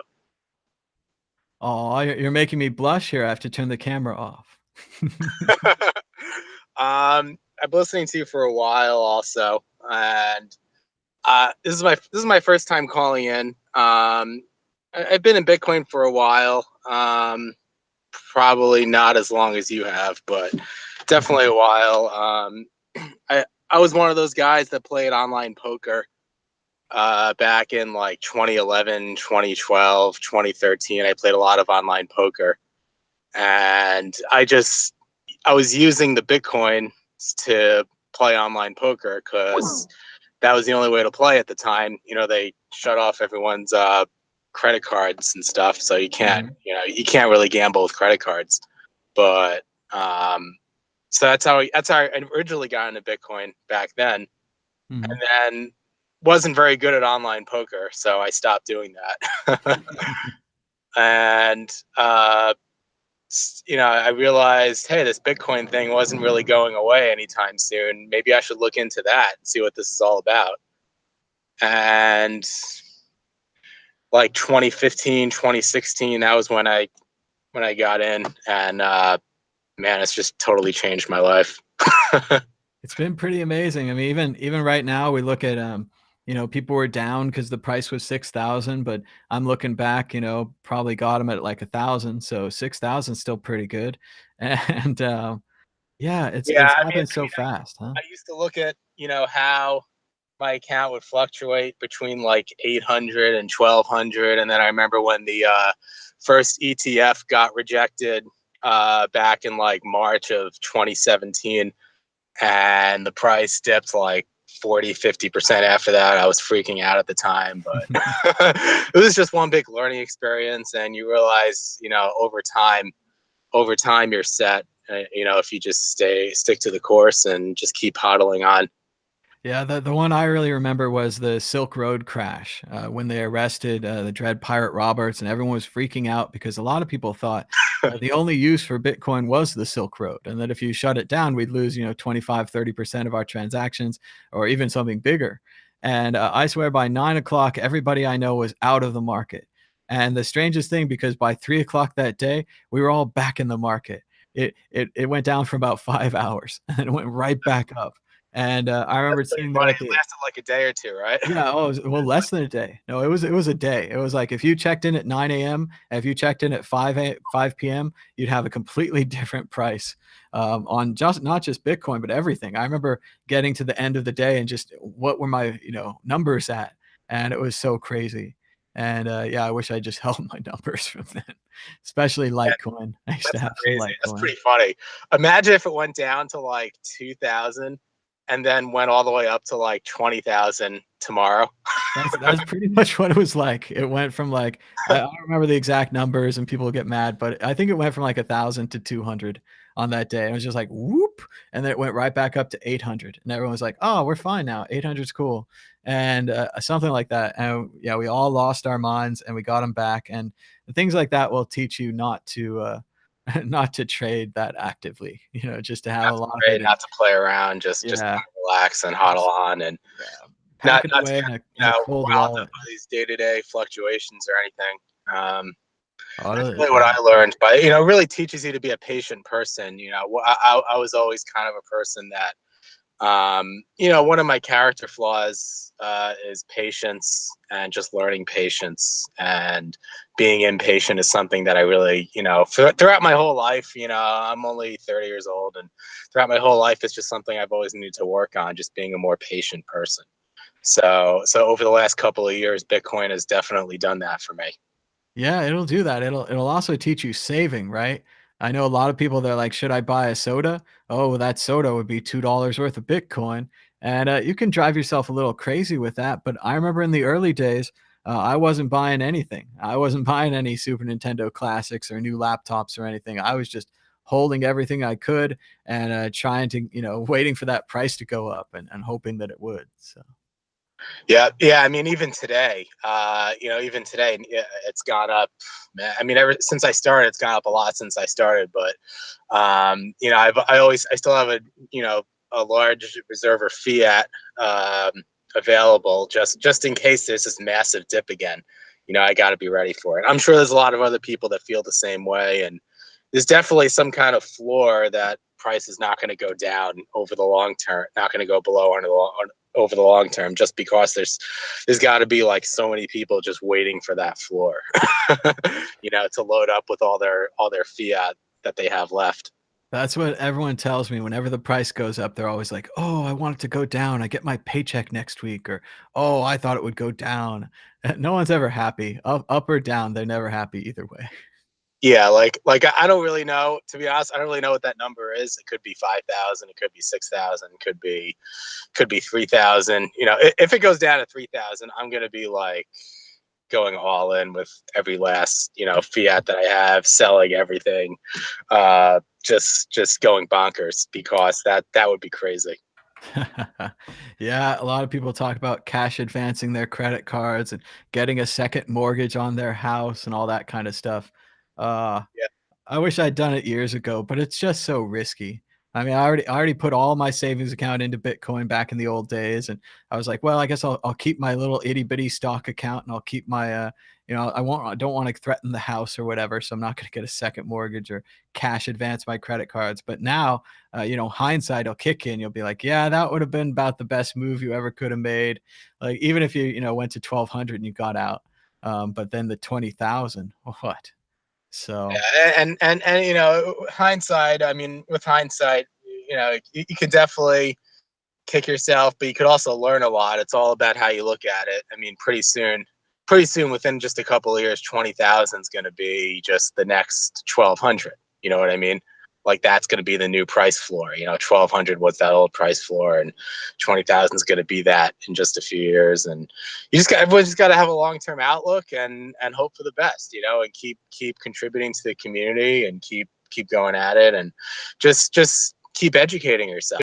Like I was looking back, if you like in July of 2010, Mhm. the cost, if you bought a loaf of bread with Bitcoin in July of 2010, the cost was approximately 25 Bitcoin. And if you were to buy a loaf of bread today, like the end of July 2018, just 8 years later, that's 0.000 something, 0.00243 Bitcoin, something like that, for a loaf of bread. So all you gotta do is just keep going, keep hodling, and I mean, history is no indicator of the future, but it certainly rhymes. And then 8 years later, how much is a loaf of bread going to cost? Well, I remember years ago in like 2013 or 2014, there was an article where they went around giving some homeless people some Bitcoin, and they showed them how to spend it on GYFT and all that, and they could buy a Domino's pizza with the coupons with the Bitcoin. And they bought Domino's pizza on Friday, and the Bitcoin price broke through on Monday, and they went back to talk to them on Tuesday. And again, for people that got totally free pizza, didn't have to pay. These were the most unhappy homeless people you'd ever found. Giving them Bitcoin didn't help them at all, because when they spent it on food, they were hungry. Then they just had the serious FOMO that they could have held that Bitcoin. And that was back, it probably went from 300 to 600. It was not even that much. But gosh, if they looked at it now, what they spent on pizza could have changed their lives. But you don't know that in the Like, past. No one knows that. So no one knows. Yeah. The only thing you know for certain is that, with the next halving coming up and over the next 3 years, certainly within 3 years from now, 3 years later from today, I mean, it's going to be a lot higher than it is today. That I do know. I think everyone is pretty almost certain about that. But as far as 3 days, 3 hours, 3 weeks, even, who knows? You just got to have a long-term outlook. that's right. I think that's the way to go. And always do that dollar cost averaging. Just buy like $10 a week or $100 a week, and good to go. Yep. Anyway, that was me before calling in the beginning of the show. Sorry about that. It's just my first time calling in. I was just very excited. Oh, no problem. We're ready to go. It's good. It's good to have calls. Sometimes I turn the show on and we don't get any calls, and I still like doing the news and I like talking to the chat, but the calls Yeah. makes it a better show. So Just like a huge fan of yours, and calling from Miami Beach. If you're ever down in Miami Beach, I'd love to get to meet you sometime. I mean, just like a huge, massive fan. well, thanks so much for your support. I haven't been to Miami. I went to the Bitcoin conference there a few years ago, but haven't been back since. It was pretty fun though. There was another one in January of 2018. Big one that was like right after it dipped 50% and everybody was freaked out. Yeah, I wish they hadn't stopped taking Bitcoin for that conference. There was a news article I just saw yesterday where John Oliver was putting down Bitcoin, and it was all because that conference stopped taking it because the fees were too high. When really they just could have been quiet about it and not created that news story for us. Yeah, it's pretty ridiculous if you ask me. I mean, I didn't even go to that conference because who wants to pay like $4,500 for a ticket? That's an amazing amount. I thought it was three And hundred all it is dollars. like all Like, these ICOs speaking. I stopped going to these things like a year ago. I couldn't handle it anymore. All that money that you could spend on a ticket, if you have it available, just buy Bitcoin and hodl. it'll be way better than hearing about those ICOs and their speeches. Yeah, I agree. The conferences have gone down so far so fast. At first, we had hardly any conferences, but they were really great. Then we have too many conferences, and they're all pretty terrible. So hopefully there'll be some good ones. I guess they say the Yeah, Bitcoin Honey Badger conference is going to be good, but it's in Latvia. Latvia. Yeah, I heard about that one, and I actually really, I was looking into it. I'd love to maybe check it out. I don't know if they're sold out, but uh, we need more Bitcoin conferences, and less of everything else. Well, and we're trying to do that here in Las Vegas. We're trying to get a world, I can't call it that anymore. Maybe a WCN Live or a WCN Con, something like this, where we could all come to Las Vegas. The tickets wouldn't be that much, and it would be more about the community, like the Bitcoin community. We get a couple Yeah, speakers, exactly. no ICOs, no grotesque corporate sponsorships, unless we can get some. But I don't. Maybe WCN Con 2. No, But, no, just like blatant money grabs or anything like that. yeah, and I mean it's pretty much down to we've got some good friends at the D Hotel and Casino. They take Bitcoin. We'd like to rent a room from them. We'd probably tell you guys how much the room is and how much the catering is, and then if we raise that money in Bitcoin donations or in ticket sales, then the conference is a go. And if we can do that once, we can do it again.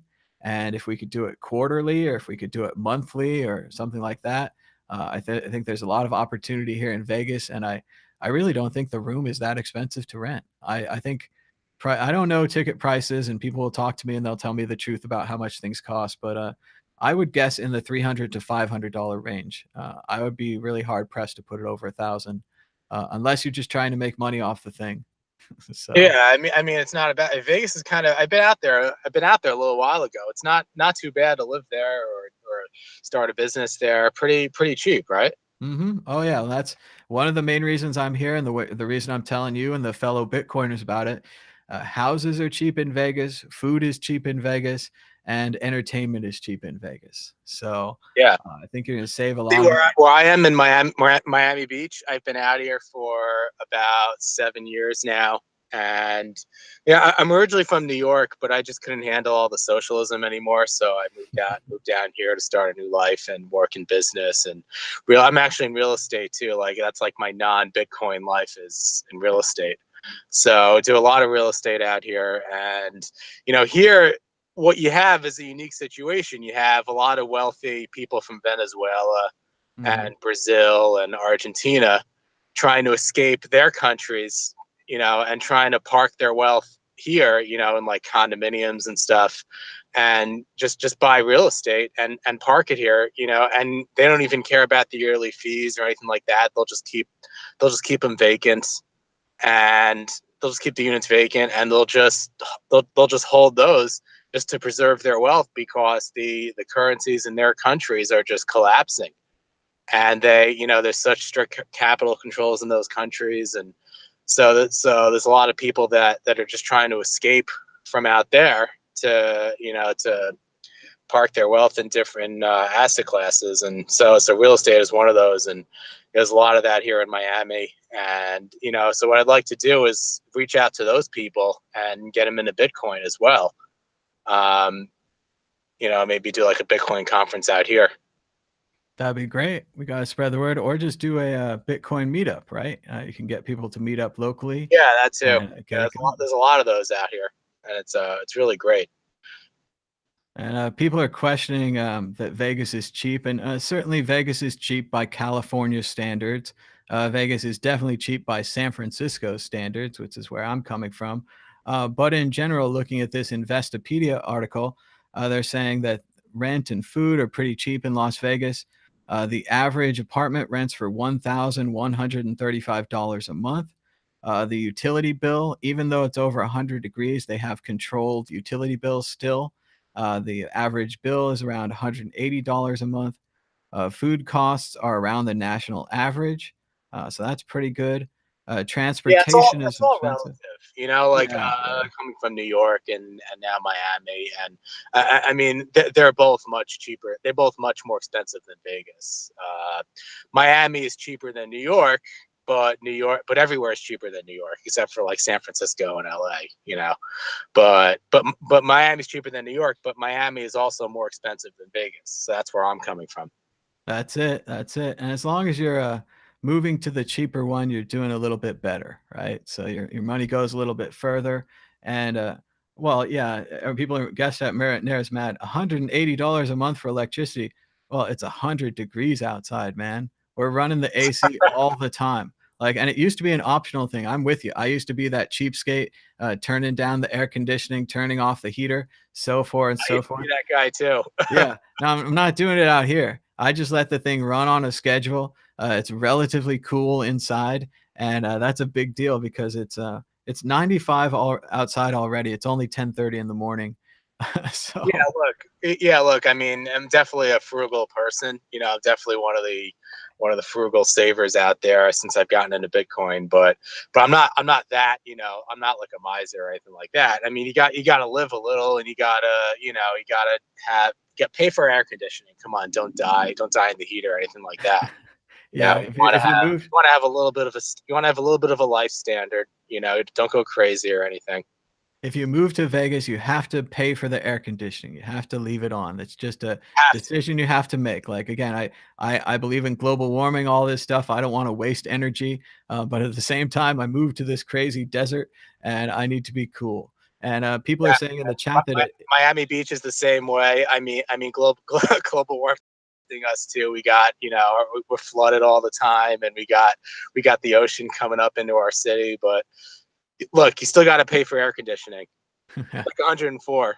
People are saying it evens out because you don't need heat in the winter. That's something good to think about. And that's what I was thinking about when you said you moved from New York to Miami. I was like, wow, out of the snow into a nice place. And it's pretty humid and hot in Florida, but at least it doesn't snow. So Exactly. And me personally, the cold weather, I just can't do the cold weather. It just puts me in a bad mood. And you know, once you're in a bad mood, it affects your mentality and other things. And I just can't afford that. You know, life is just worth too much to me to be in a bad mood. You know, you gotta be in a good mood and keep your spirits up, and you gotta always be looking forward and, you know, staying positive. And for me, when it's cold out, it's hard for me to do that. So.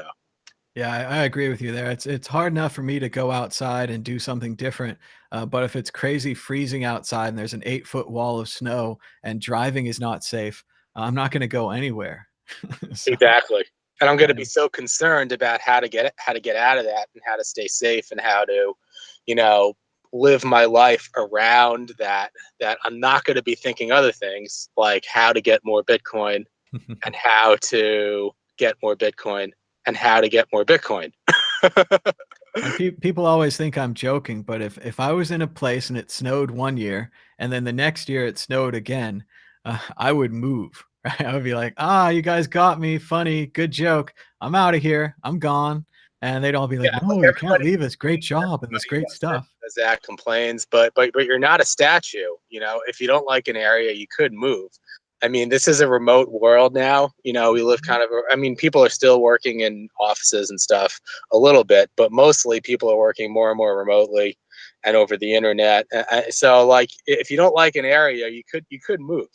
You know, that is an option. You're not a statue.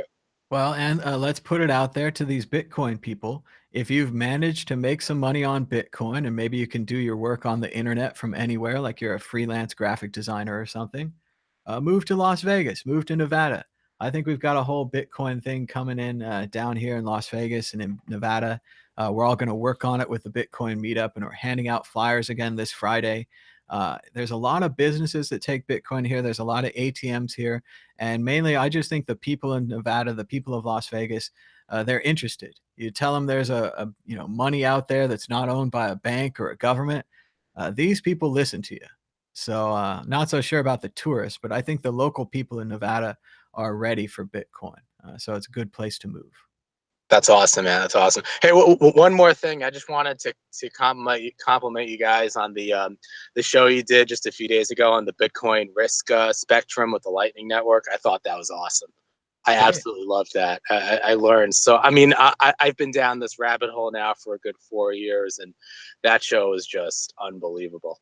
yeah, definitely check out the other interview I did with Nick a couple weeks ago about the Lightning Yeah, Network. yeah, I've seen all of them. I've seen all of them. Yeah, they're all great. They're all great, but especially that one with the risk spectrum. That was just unbelievable. You Yeah, learn so much. he's really sharp. He really knows his finance stuff, and I appreciate having someone that's an expert like that on because I can ask him questions and get answers. And even sometimes I'll ask like a stupid question to help things keep going and to make sure everybody has the basics and the underlying things we're talking about. But yeah, I think it was a really good interview with Nick. It was fun. Yes, that was incredible. I mean, people that are not people. I shared that video with people in my circle that are not even yet into Bitcoin, but they are like into economics and they Mhm. understand economics. Like very very smart people within my circle Mhm. that would understand stuff like that, and they got it right away. So that was a really helpful video. Awesome. Very cool. Whatever we can That's do. And remember, all kinds of people communicate differently. So if you communicate in your style and tell your friends, and your friends communicate in their style and they tell their friends, and everybody who's listening, like the guy that went to the Ska Core show, he's communicating with his friends. Max is in Germany, is talking to his friends. This is how we spread Bitcoin right here. And it's not exciting and it's not sexy and it's not going to be over tomorrow night. But if we exactly. all tell our The, the, friends the about key Bitcoin, is the key is there's so many different areas that you can approach someone with when it comes to Bitcoin to get them into Bitcoin. And the truth is they're all correct, but you have to know your audience, and that's the key. Once you understand Bitcoin, you know there's like 100 or 200 or 300 different approaches you could take, but knowing your audience is the key to converting the person that you are talking to or speaking with. And that is the key, like knowing what they care about and knowing how they think and knowing where they are on the the political spectrum or the economic spectrum, that may help too. And knowing a little bit about their life, people that are in your circle, people that you know a little bit, and how to reach them. You can take one or other approaches, or one approach might work for one person and not for another. You just got to know your audience.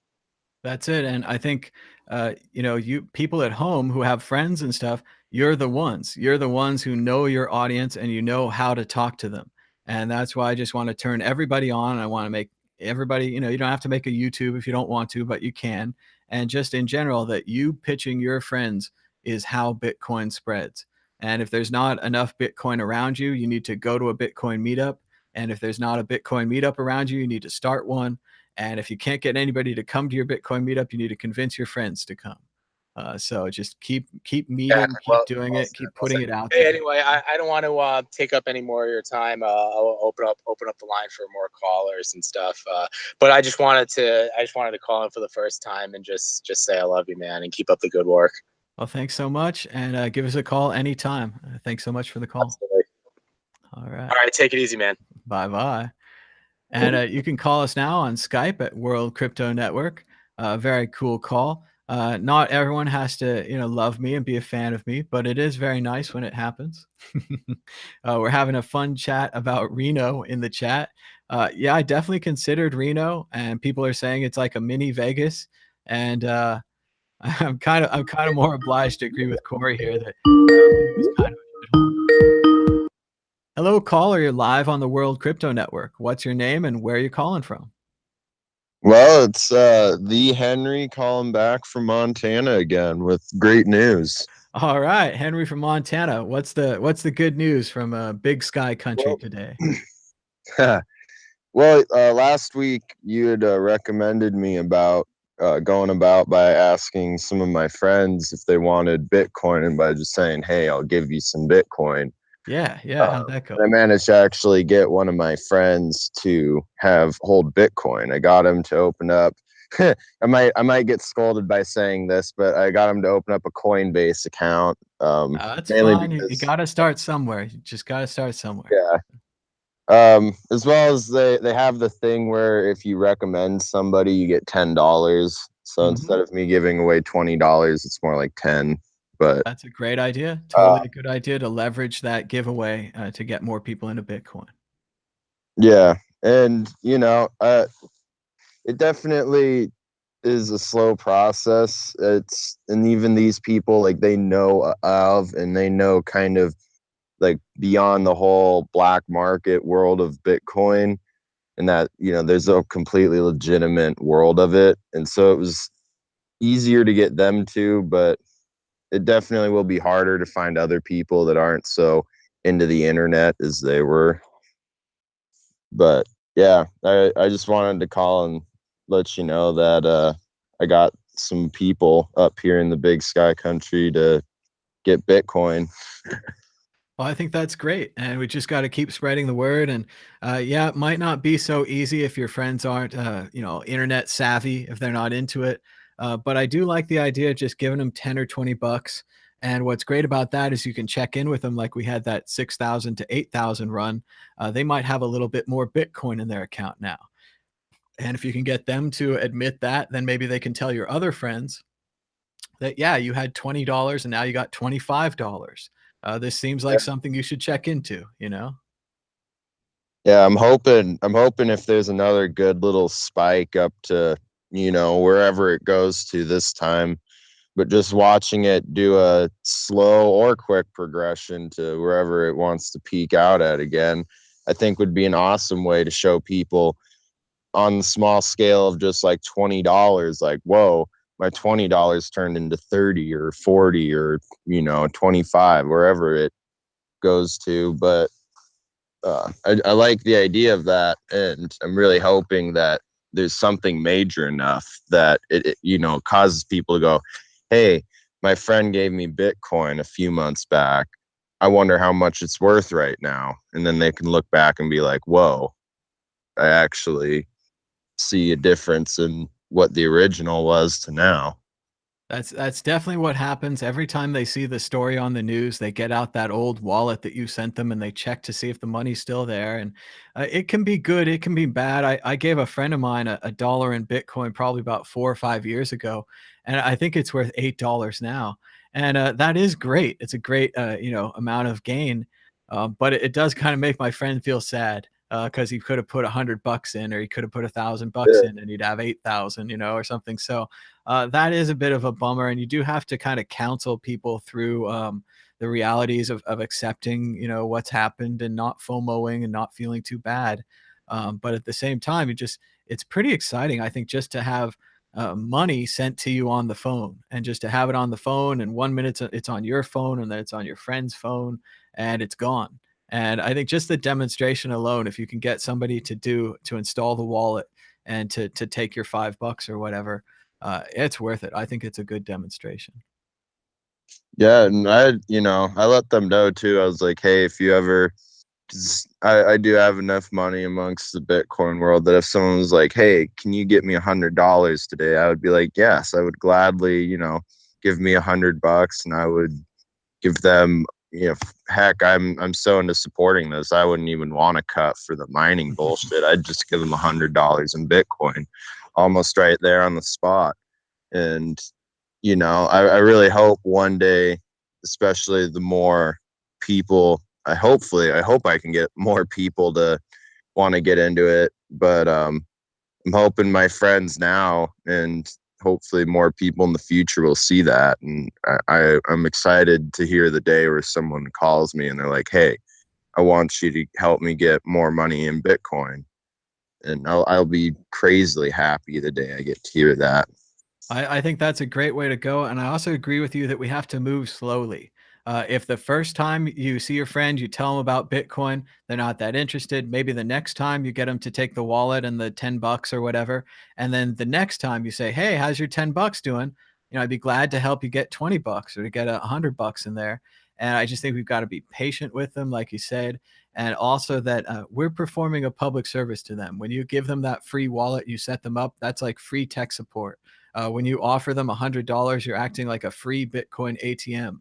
And I'm sure a lot of people in the audience are upset and saying that I'm a socialist and that we're acting free to give out Bitcoin. And they're confused because Bitcoin's libertarian, but I'm being socialist. But I think if we spread the word about Bitcoin, we're all going to be rewarded, and that we can all act as helpful to our friends by offering them this free tech support, by offering them this free Bitcoin ATM service. And if they get too big, tell them to go to Coinbase or go to Square, or Cash.app or whatever.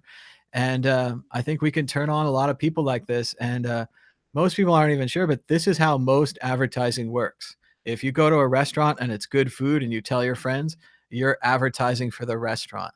In the same way, if they release a new beverage or something like Zima and everyone thinks Zima is great, we're all advertising for Zima. Maybe it's the next Coca-Cola, maybe it's Zima. But yeah, I definitely think we're all a part of that. Yeah, I definitely see that that's probably going to be the best ways to get it around. And the interesting part of where I live in Montana is that a lot of rich people like to come here, like people who own banks, people that are just massive tycoons. And my job gives me the opportunity to get to service things in these people's homes and talk to them for, heck, sometimes I've talked to some of these people for hours, just on random bullshit with my boss. And I'm hoping one day I can get to talk to the right one that at least is open to the idea of online cryptocurrency, so that I could help kind of coerce or maybe explain to someone that they can physically see is active in it and it isn't just reading from headline to headline, and that can explain to them beyond what just reading news can really do. Because that's honestly still a lot of what keeps people away, especially in my areas. They just only know of it from the headline, from the news article, from whatever. They don't really know any perspective from the actual users of Bitcoin. And I hope I can help facilitate the process of hearing it from actual users of Bitcoin. That sounds like a good goal. And I would be careful, though. We don't want to just tell kind of well off people about Bitcoin. I like to tell, like yesterday, we were talking to the guy that was a truck driver, and he was telling the truck drivers about it. And I was really excited about that because I think they're in trouble with the self driving cars. The same thing for like cashiers. If we could tell cashiers about Bitcoin, I really think there's a lot that can be done from the lower levels of society and that we can bring them up. And what's neat about the story about you working in people's houses and fixing things and so forth, the way Bitcoin's going, and I don't want to be too optimistic here or anything, but there's a chance because you know about Bitcoin, if you can get a couple and hold on to them, someday it could be you in the big house having someone over to repair it. So it's a really optimistic thing for the future. I think we all have a chance at achieving whatever we want to, traveling or having freedom or free time because of Bitcoin, even if you just get a little bit and hold on. But it's true though. It is kind of, we are still on the very early game of Bitcoin, in my opinion. And I loved it because when the whole EFC thing was going on a few days ago, I remember actually hearing about it from someone who's just a pessimist against it and will call me to harass me about how Bitcoin's going to fail.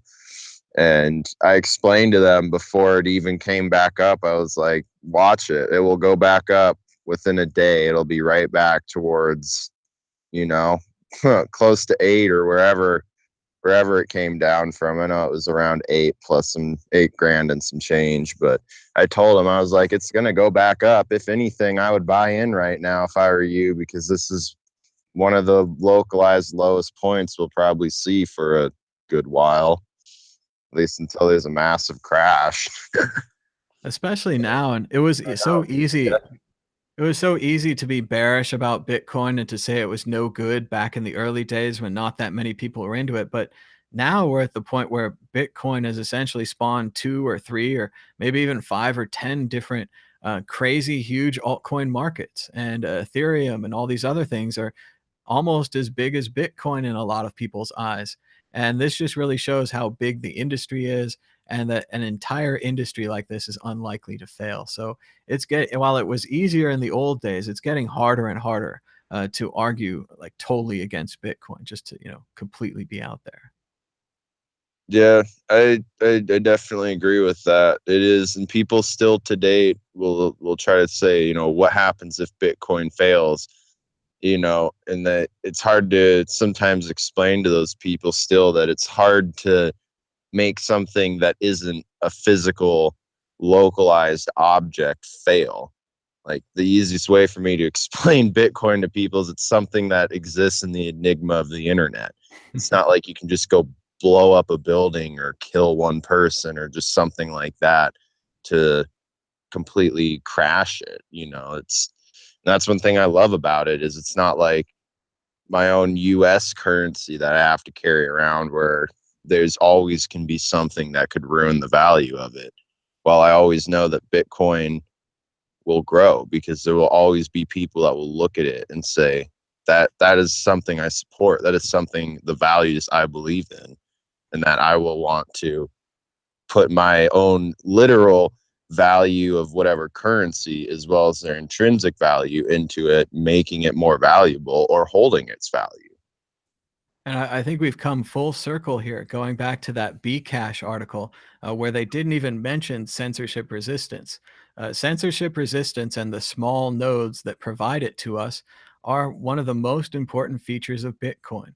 You can always send it anywhere to buy anything you want because there are hundreds of thousands, maybe even millions of small computers all over the internet mining Bitcoin and being nodes and running the transactions. And under the Bcash idea of making the blockchain larger and larger and larger, pretty soon you can't run a small node with such a large blockchain. So you have to have a server computer and a server rack. And pretty soon Bitcoin's only mined in server rooms. And maybe there's 9 or 10 server rooms all over the world mining Bitcoin.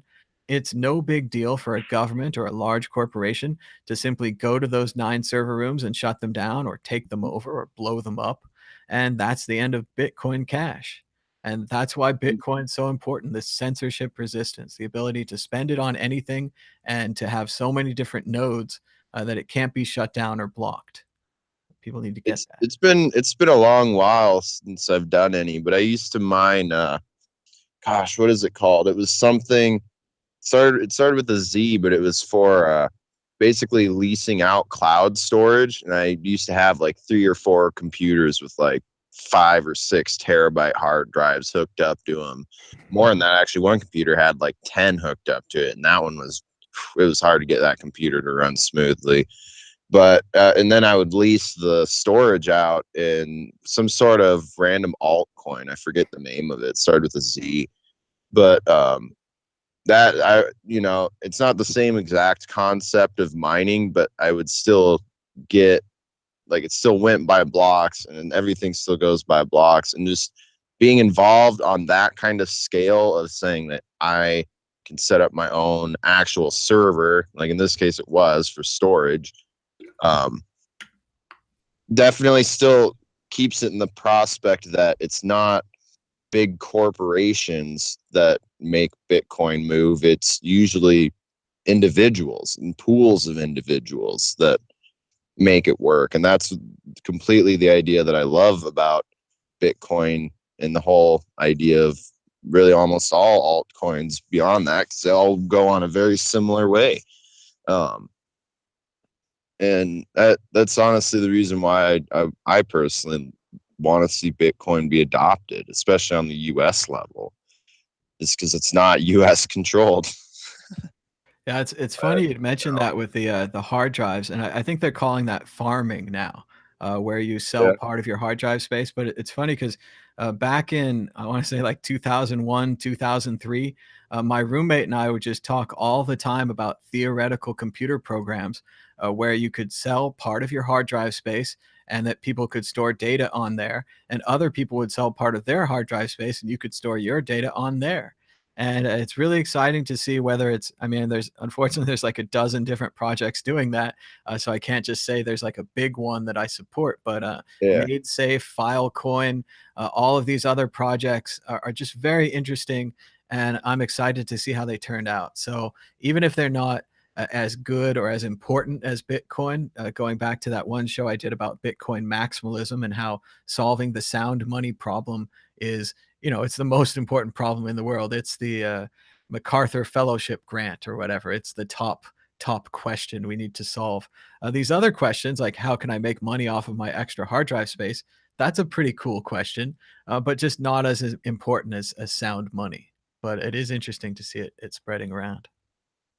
Well, I just know because there was a point where I was like, I got a bunch of extra computers lying around. I got a bunch of extra computer parts. Let's see if I can just burn a couple computers into Bitcoin. And I quickly found out that I don't quite have everything I needed to have a complete miner that I could join a pool and see reasonable profits, even worth having the computer plugged in for. So then I started just looking at other kind of opportunities with that. And I saw it with the cloud storage and I guess what they call it, farming nowadays. Sure. And I did that for, gosh, at least a year. I was doing that, and it worked actually amazingly. And for just collecting loads of old, it's basically hard drives and ones that could work and not work, and just plugging them in until I could add more storage. It was a great way to obtain, I guess, just more Bitcoin, because there's nothing I would really do. I'd just convert it into Bitcoin pretty much immediately when I would receive my little quote unquote paycheck of it. But all it is, I guess, for me is an opportunity to get more Bitcoin, because there's not really a lot of those altcoins that I really believe in as much as Bitcoin. And if I have to use an altcoin to get more Bitcoin, I'd guess I would support that. Yeah, we used to run a program back in the day when we were mining. It was like a multi-miner. It would mine whatever garbage coin was most popular. Then on Cripsy, we had it set up where you could send to a certain account and they would automatically sell that account for Bitcoin.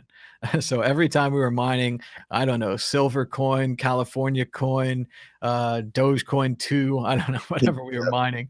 Yeah, we would just trade it instantly for the Bitcoin. and then we would hodl the Bitcoin.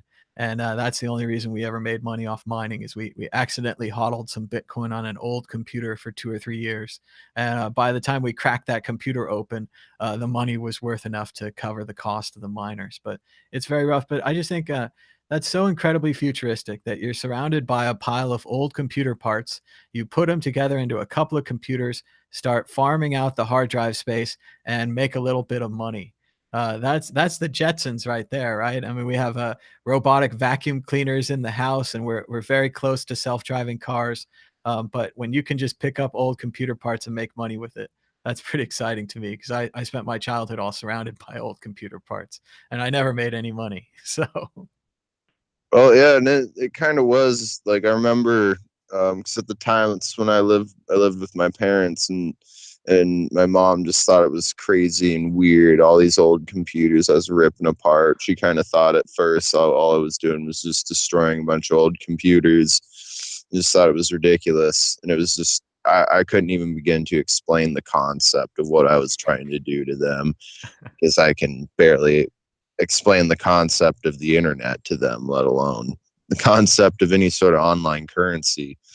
But it amazed me more of when it actually started to work, and especially when I had my first opportunity to actually buy something with what I made with that, and said I like literally just bought. I think like the first thing I bought was I think gas. I bought gas, like I had specifically gotten $10 out of the bank that I had transferred over from my wallet at the time, and all of that. This like just so I could say to myself, this was $10 that I made off of my or farming, whatever coin it was at the time.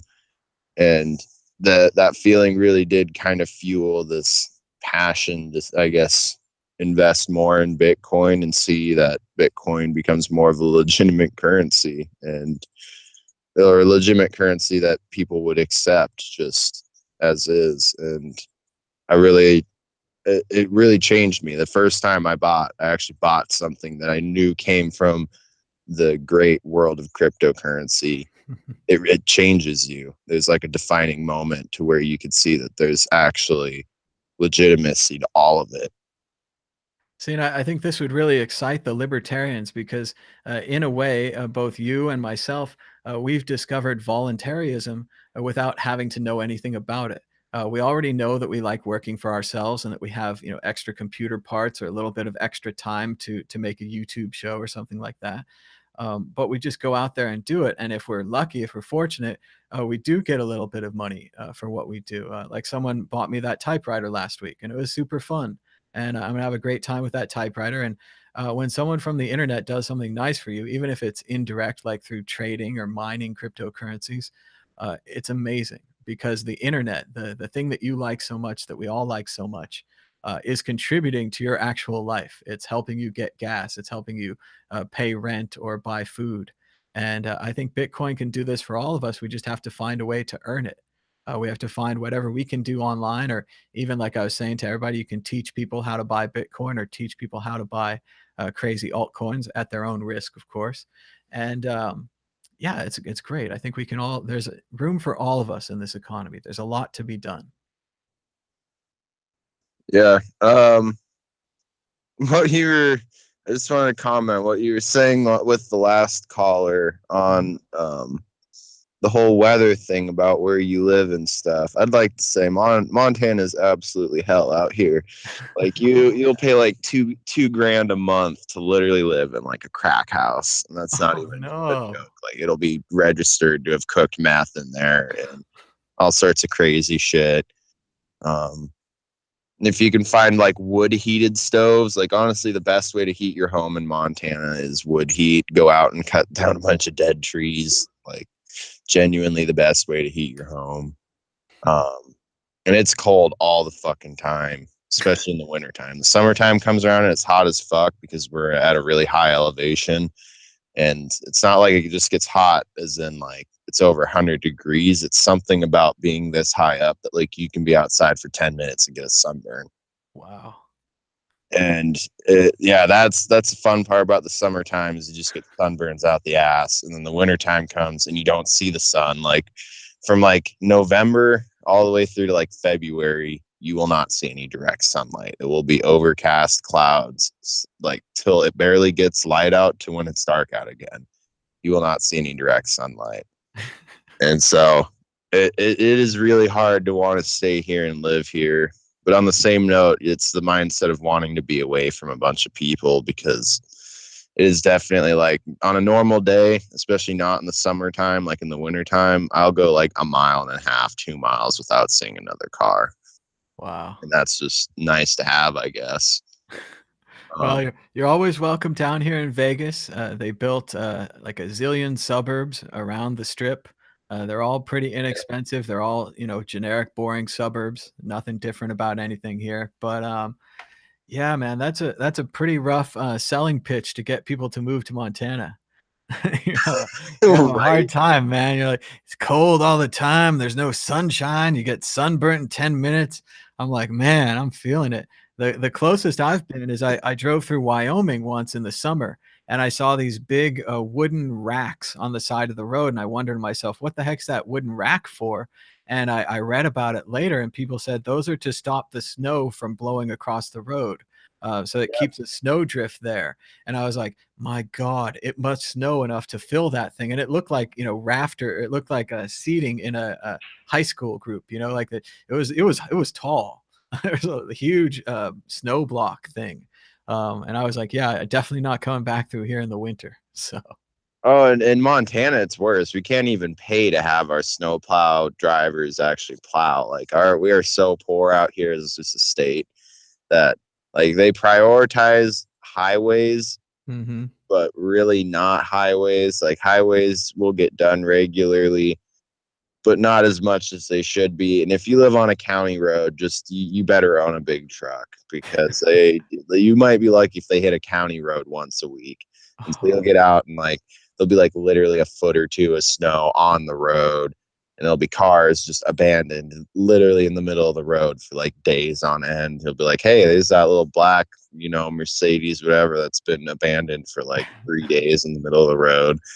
It's kind of funny. It's almost like it's surreal. Like you almost think like, man, is this a real winter apocalypse for whoever that was in there? Like, Yeah. Well, it reminds me, somebody from Chicago told me once, they're like, yeah, if you go driving in Chicago, anytime in the winter, you're taking your life into your own hands. And he described how in the back of his car, he always had like some bottles of water, some blankets, some heat machines, some like fire, like anything else. It was like, you have to have a full emergency kit because, like you're saying, if you swerve off the side of the road and your car goes in the ditch, some of those places, someone might not drive by for 3 days later. And it's cold. oh, And yeah, beyond that, here that's like a minimum thing. Like people you'll get your ass chewed if you don't have that with you, because out here where I live, especially, not just will you be stuck, in a place that no one really drives. Like there are loads of spots even within town that don't have cell service. Like legit, just none. You have 0 bars. Doesn't matter if it's sunny, cloudy, rainy. You'll have no bars. Just they don't have cell towers there. And we've had, and usually about once a year we get one good case of family frozen to death in car. It's the wow. sad truth of it. Like, Jeez. you can't just take the winters out here as a joke. It gets below 0, and there are roads that literally no one will drive for days on end. And yeah, you gotta always have extra blankets, extra food, extra. I usually keep a old kerosene lamp as well as an alcohol lamp that I made, just because those are things that can keep heat really well. But fires too. If you want to start a fire outside your rig and you know how to, I mean, I've had to do it before and it sucks, but it's better than, I guess, freezing to death. There you go. That's a new slogan for Montana. Montana, it's better than just freezing to death. Oh man, it sounds really rough there. Well, if you ever want to, come down to Vegas for a vacation or just come down to move here, it's sunny and nice. I think you'd have the same issue. You'd need to have water with you in the car. Who knows what would happen out on a desert road, but it's relatively safe. And I don't know, California just I don't know, seems like a baby land.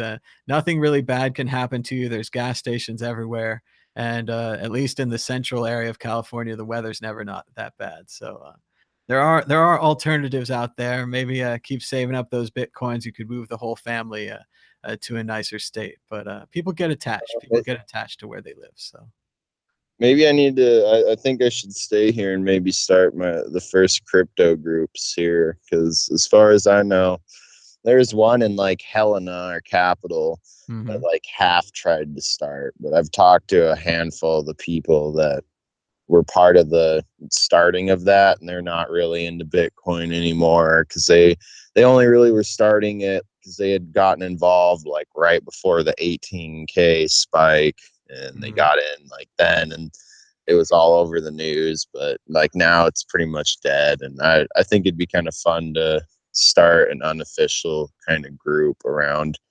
Montana for cryptocurrency, because it's a really untapped market, and you have a lot of people here that have to live the difficult life. And I just think Bitcoin might be a way to just help intrigue them and get them into the idea that there's other investments out there. Because like my mom, she's into like her family owned quite a bit of real estate over in North Dakota. And when they liquidated it all, everyone went into the stock market, and they kept telling her to go into the stock market. She's holding for now. She doesn't Mhm. want to invest in anything.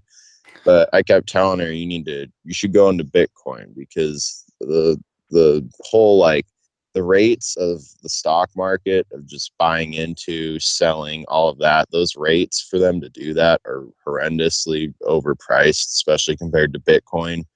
And I don't think that that's even close to something you should even believe, because there's nothing really in the Wall Street stock market that I personally would support.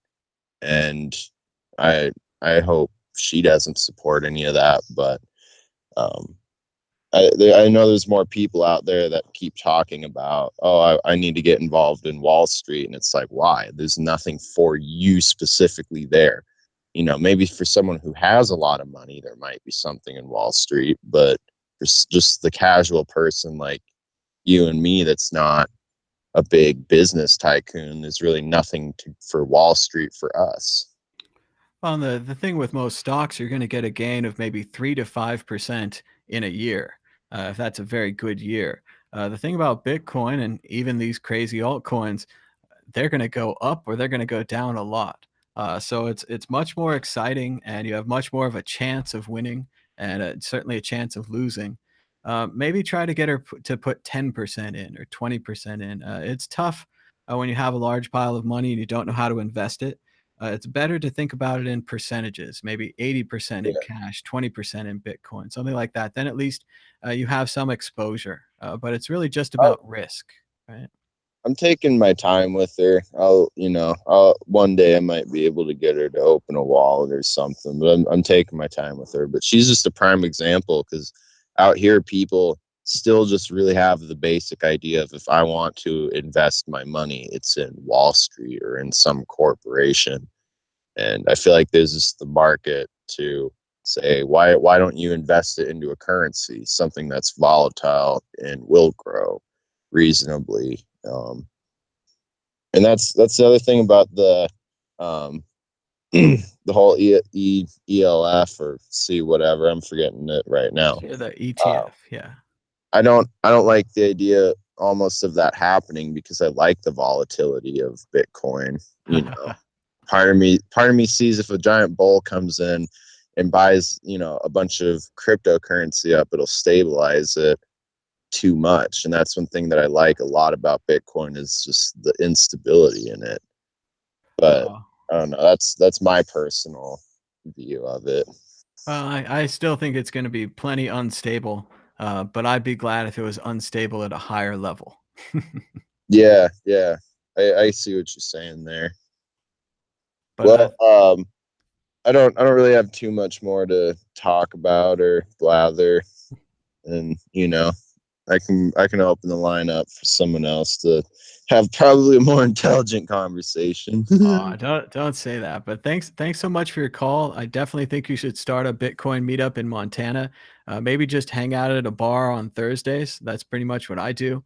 And if you get a big sign that says Bitcoin, maybe people will come talk to you, and then you can tell them about it and get them to join your meetup. So I think that's a good way to go. Just start slow, give them $1, try to spread the word, try to get them to try it out. And once they see it, they should be able to see it differently because it is really impressive when you watch the demonstration. So, Well, I'll try it. I'll see if it works. all right. Well, Well, let me know. Give me a call back when it's all set.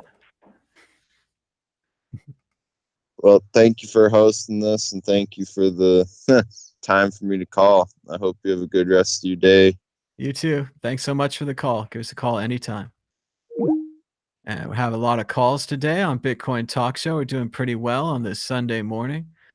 Someone's sending me links. Let's see. Oh, this is interesting. The guys got a way to copy and paste addresses on mobile phones. All right, well that's pretty interesting. People unable to, oh yeah, because they can't copy and paste the Bitcoin address from the YouTube description to send Bitcoin. So he's got a link. All right, well that's pretty interesting. You should call in. Tell us more about it. It's a crypto address, easy to remember. Oh, okay, so it's like a Netkey or whatever else. It's another competitor with Netkey. So that sounds pretty cool. But yeah, I saw a lot of talk in the chat a couple of minutes ago before we started having a bunch of calls. Everyone's super excited for my Super Nintendo Classic. Everyone's saying that they had a Super Nintendo or they had a Genesis. People were talking about their favorite games. It was pretty fun in the chat. So thanks everybody in the chat for talking about video games. Thanks to the callers. We had some good calls this morning. It's been about 2 hours, so we're probably going to head towards the end of the show today. But thanks again for calling in. It really makes the show possible. And, there are no stupid questions here. Every question that you have, another person out has their out and they want it answered. Like the tax question that you should go to Bitcoin tax report, something like that. Pay them money. They'll make a report from all your transactions, and then you can give that report to your accountant. And your accountant will be super happy, but a little bit bummed because they'd prefer to bill you for making that gigantic report themselves. But if you pay $50 online, you can get that report done. I suggest anyone that cashes out Bitcoin to their bank account should pay taxes on it. I suggest in general, people should pay the taxes of their local countries. You have to figure out those rules on your own, though, not an expert. But we've got still typewriter apocalypse, 2 more typewriters coming. It's truly madness. I'm gonna have to hit up that shop in Berkeley and have them fix up all my typewriters next. Of course, I'll have to travel across the country to do that. That'll be a little rough. Checking in, the price of Bitcoin holding pretty steady at 8,202. You can always support the World Crypto Network with the QR codes on your screen right now, or by donating to our Patreon campaign at patreon.com/WCN or patreon.com/madbitcoins. Thanks so much for watching. This was today's Sunday morning version of Bitcoin Talk Show. We'll be back again on Monday at around 9 a.m. West Coast time. Until next time, bye bye.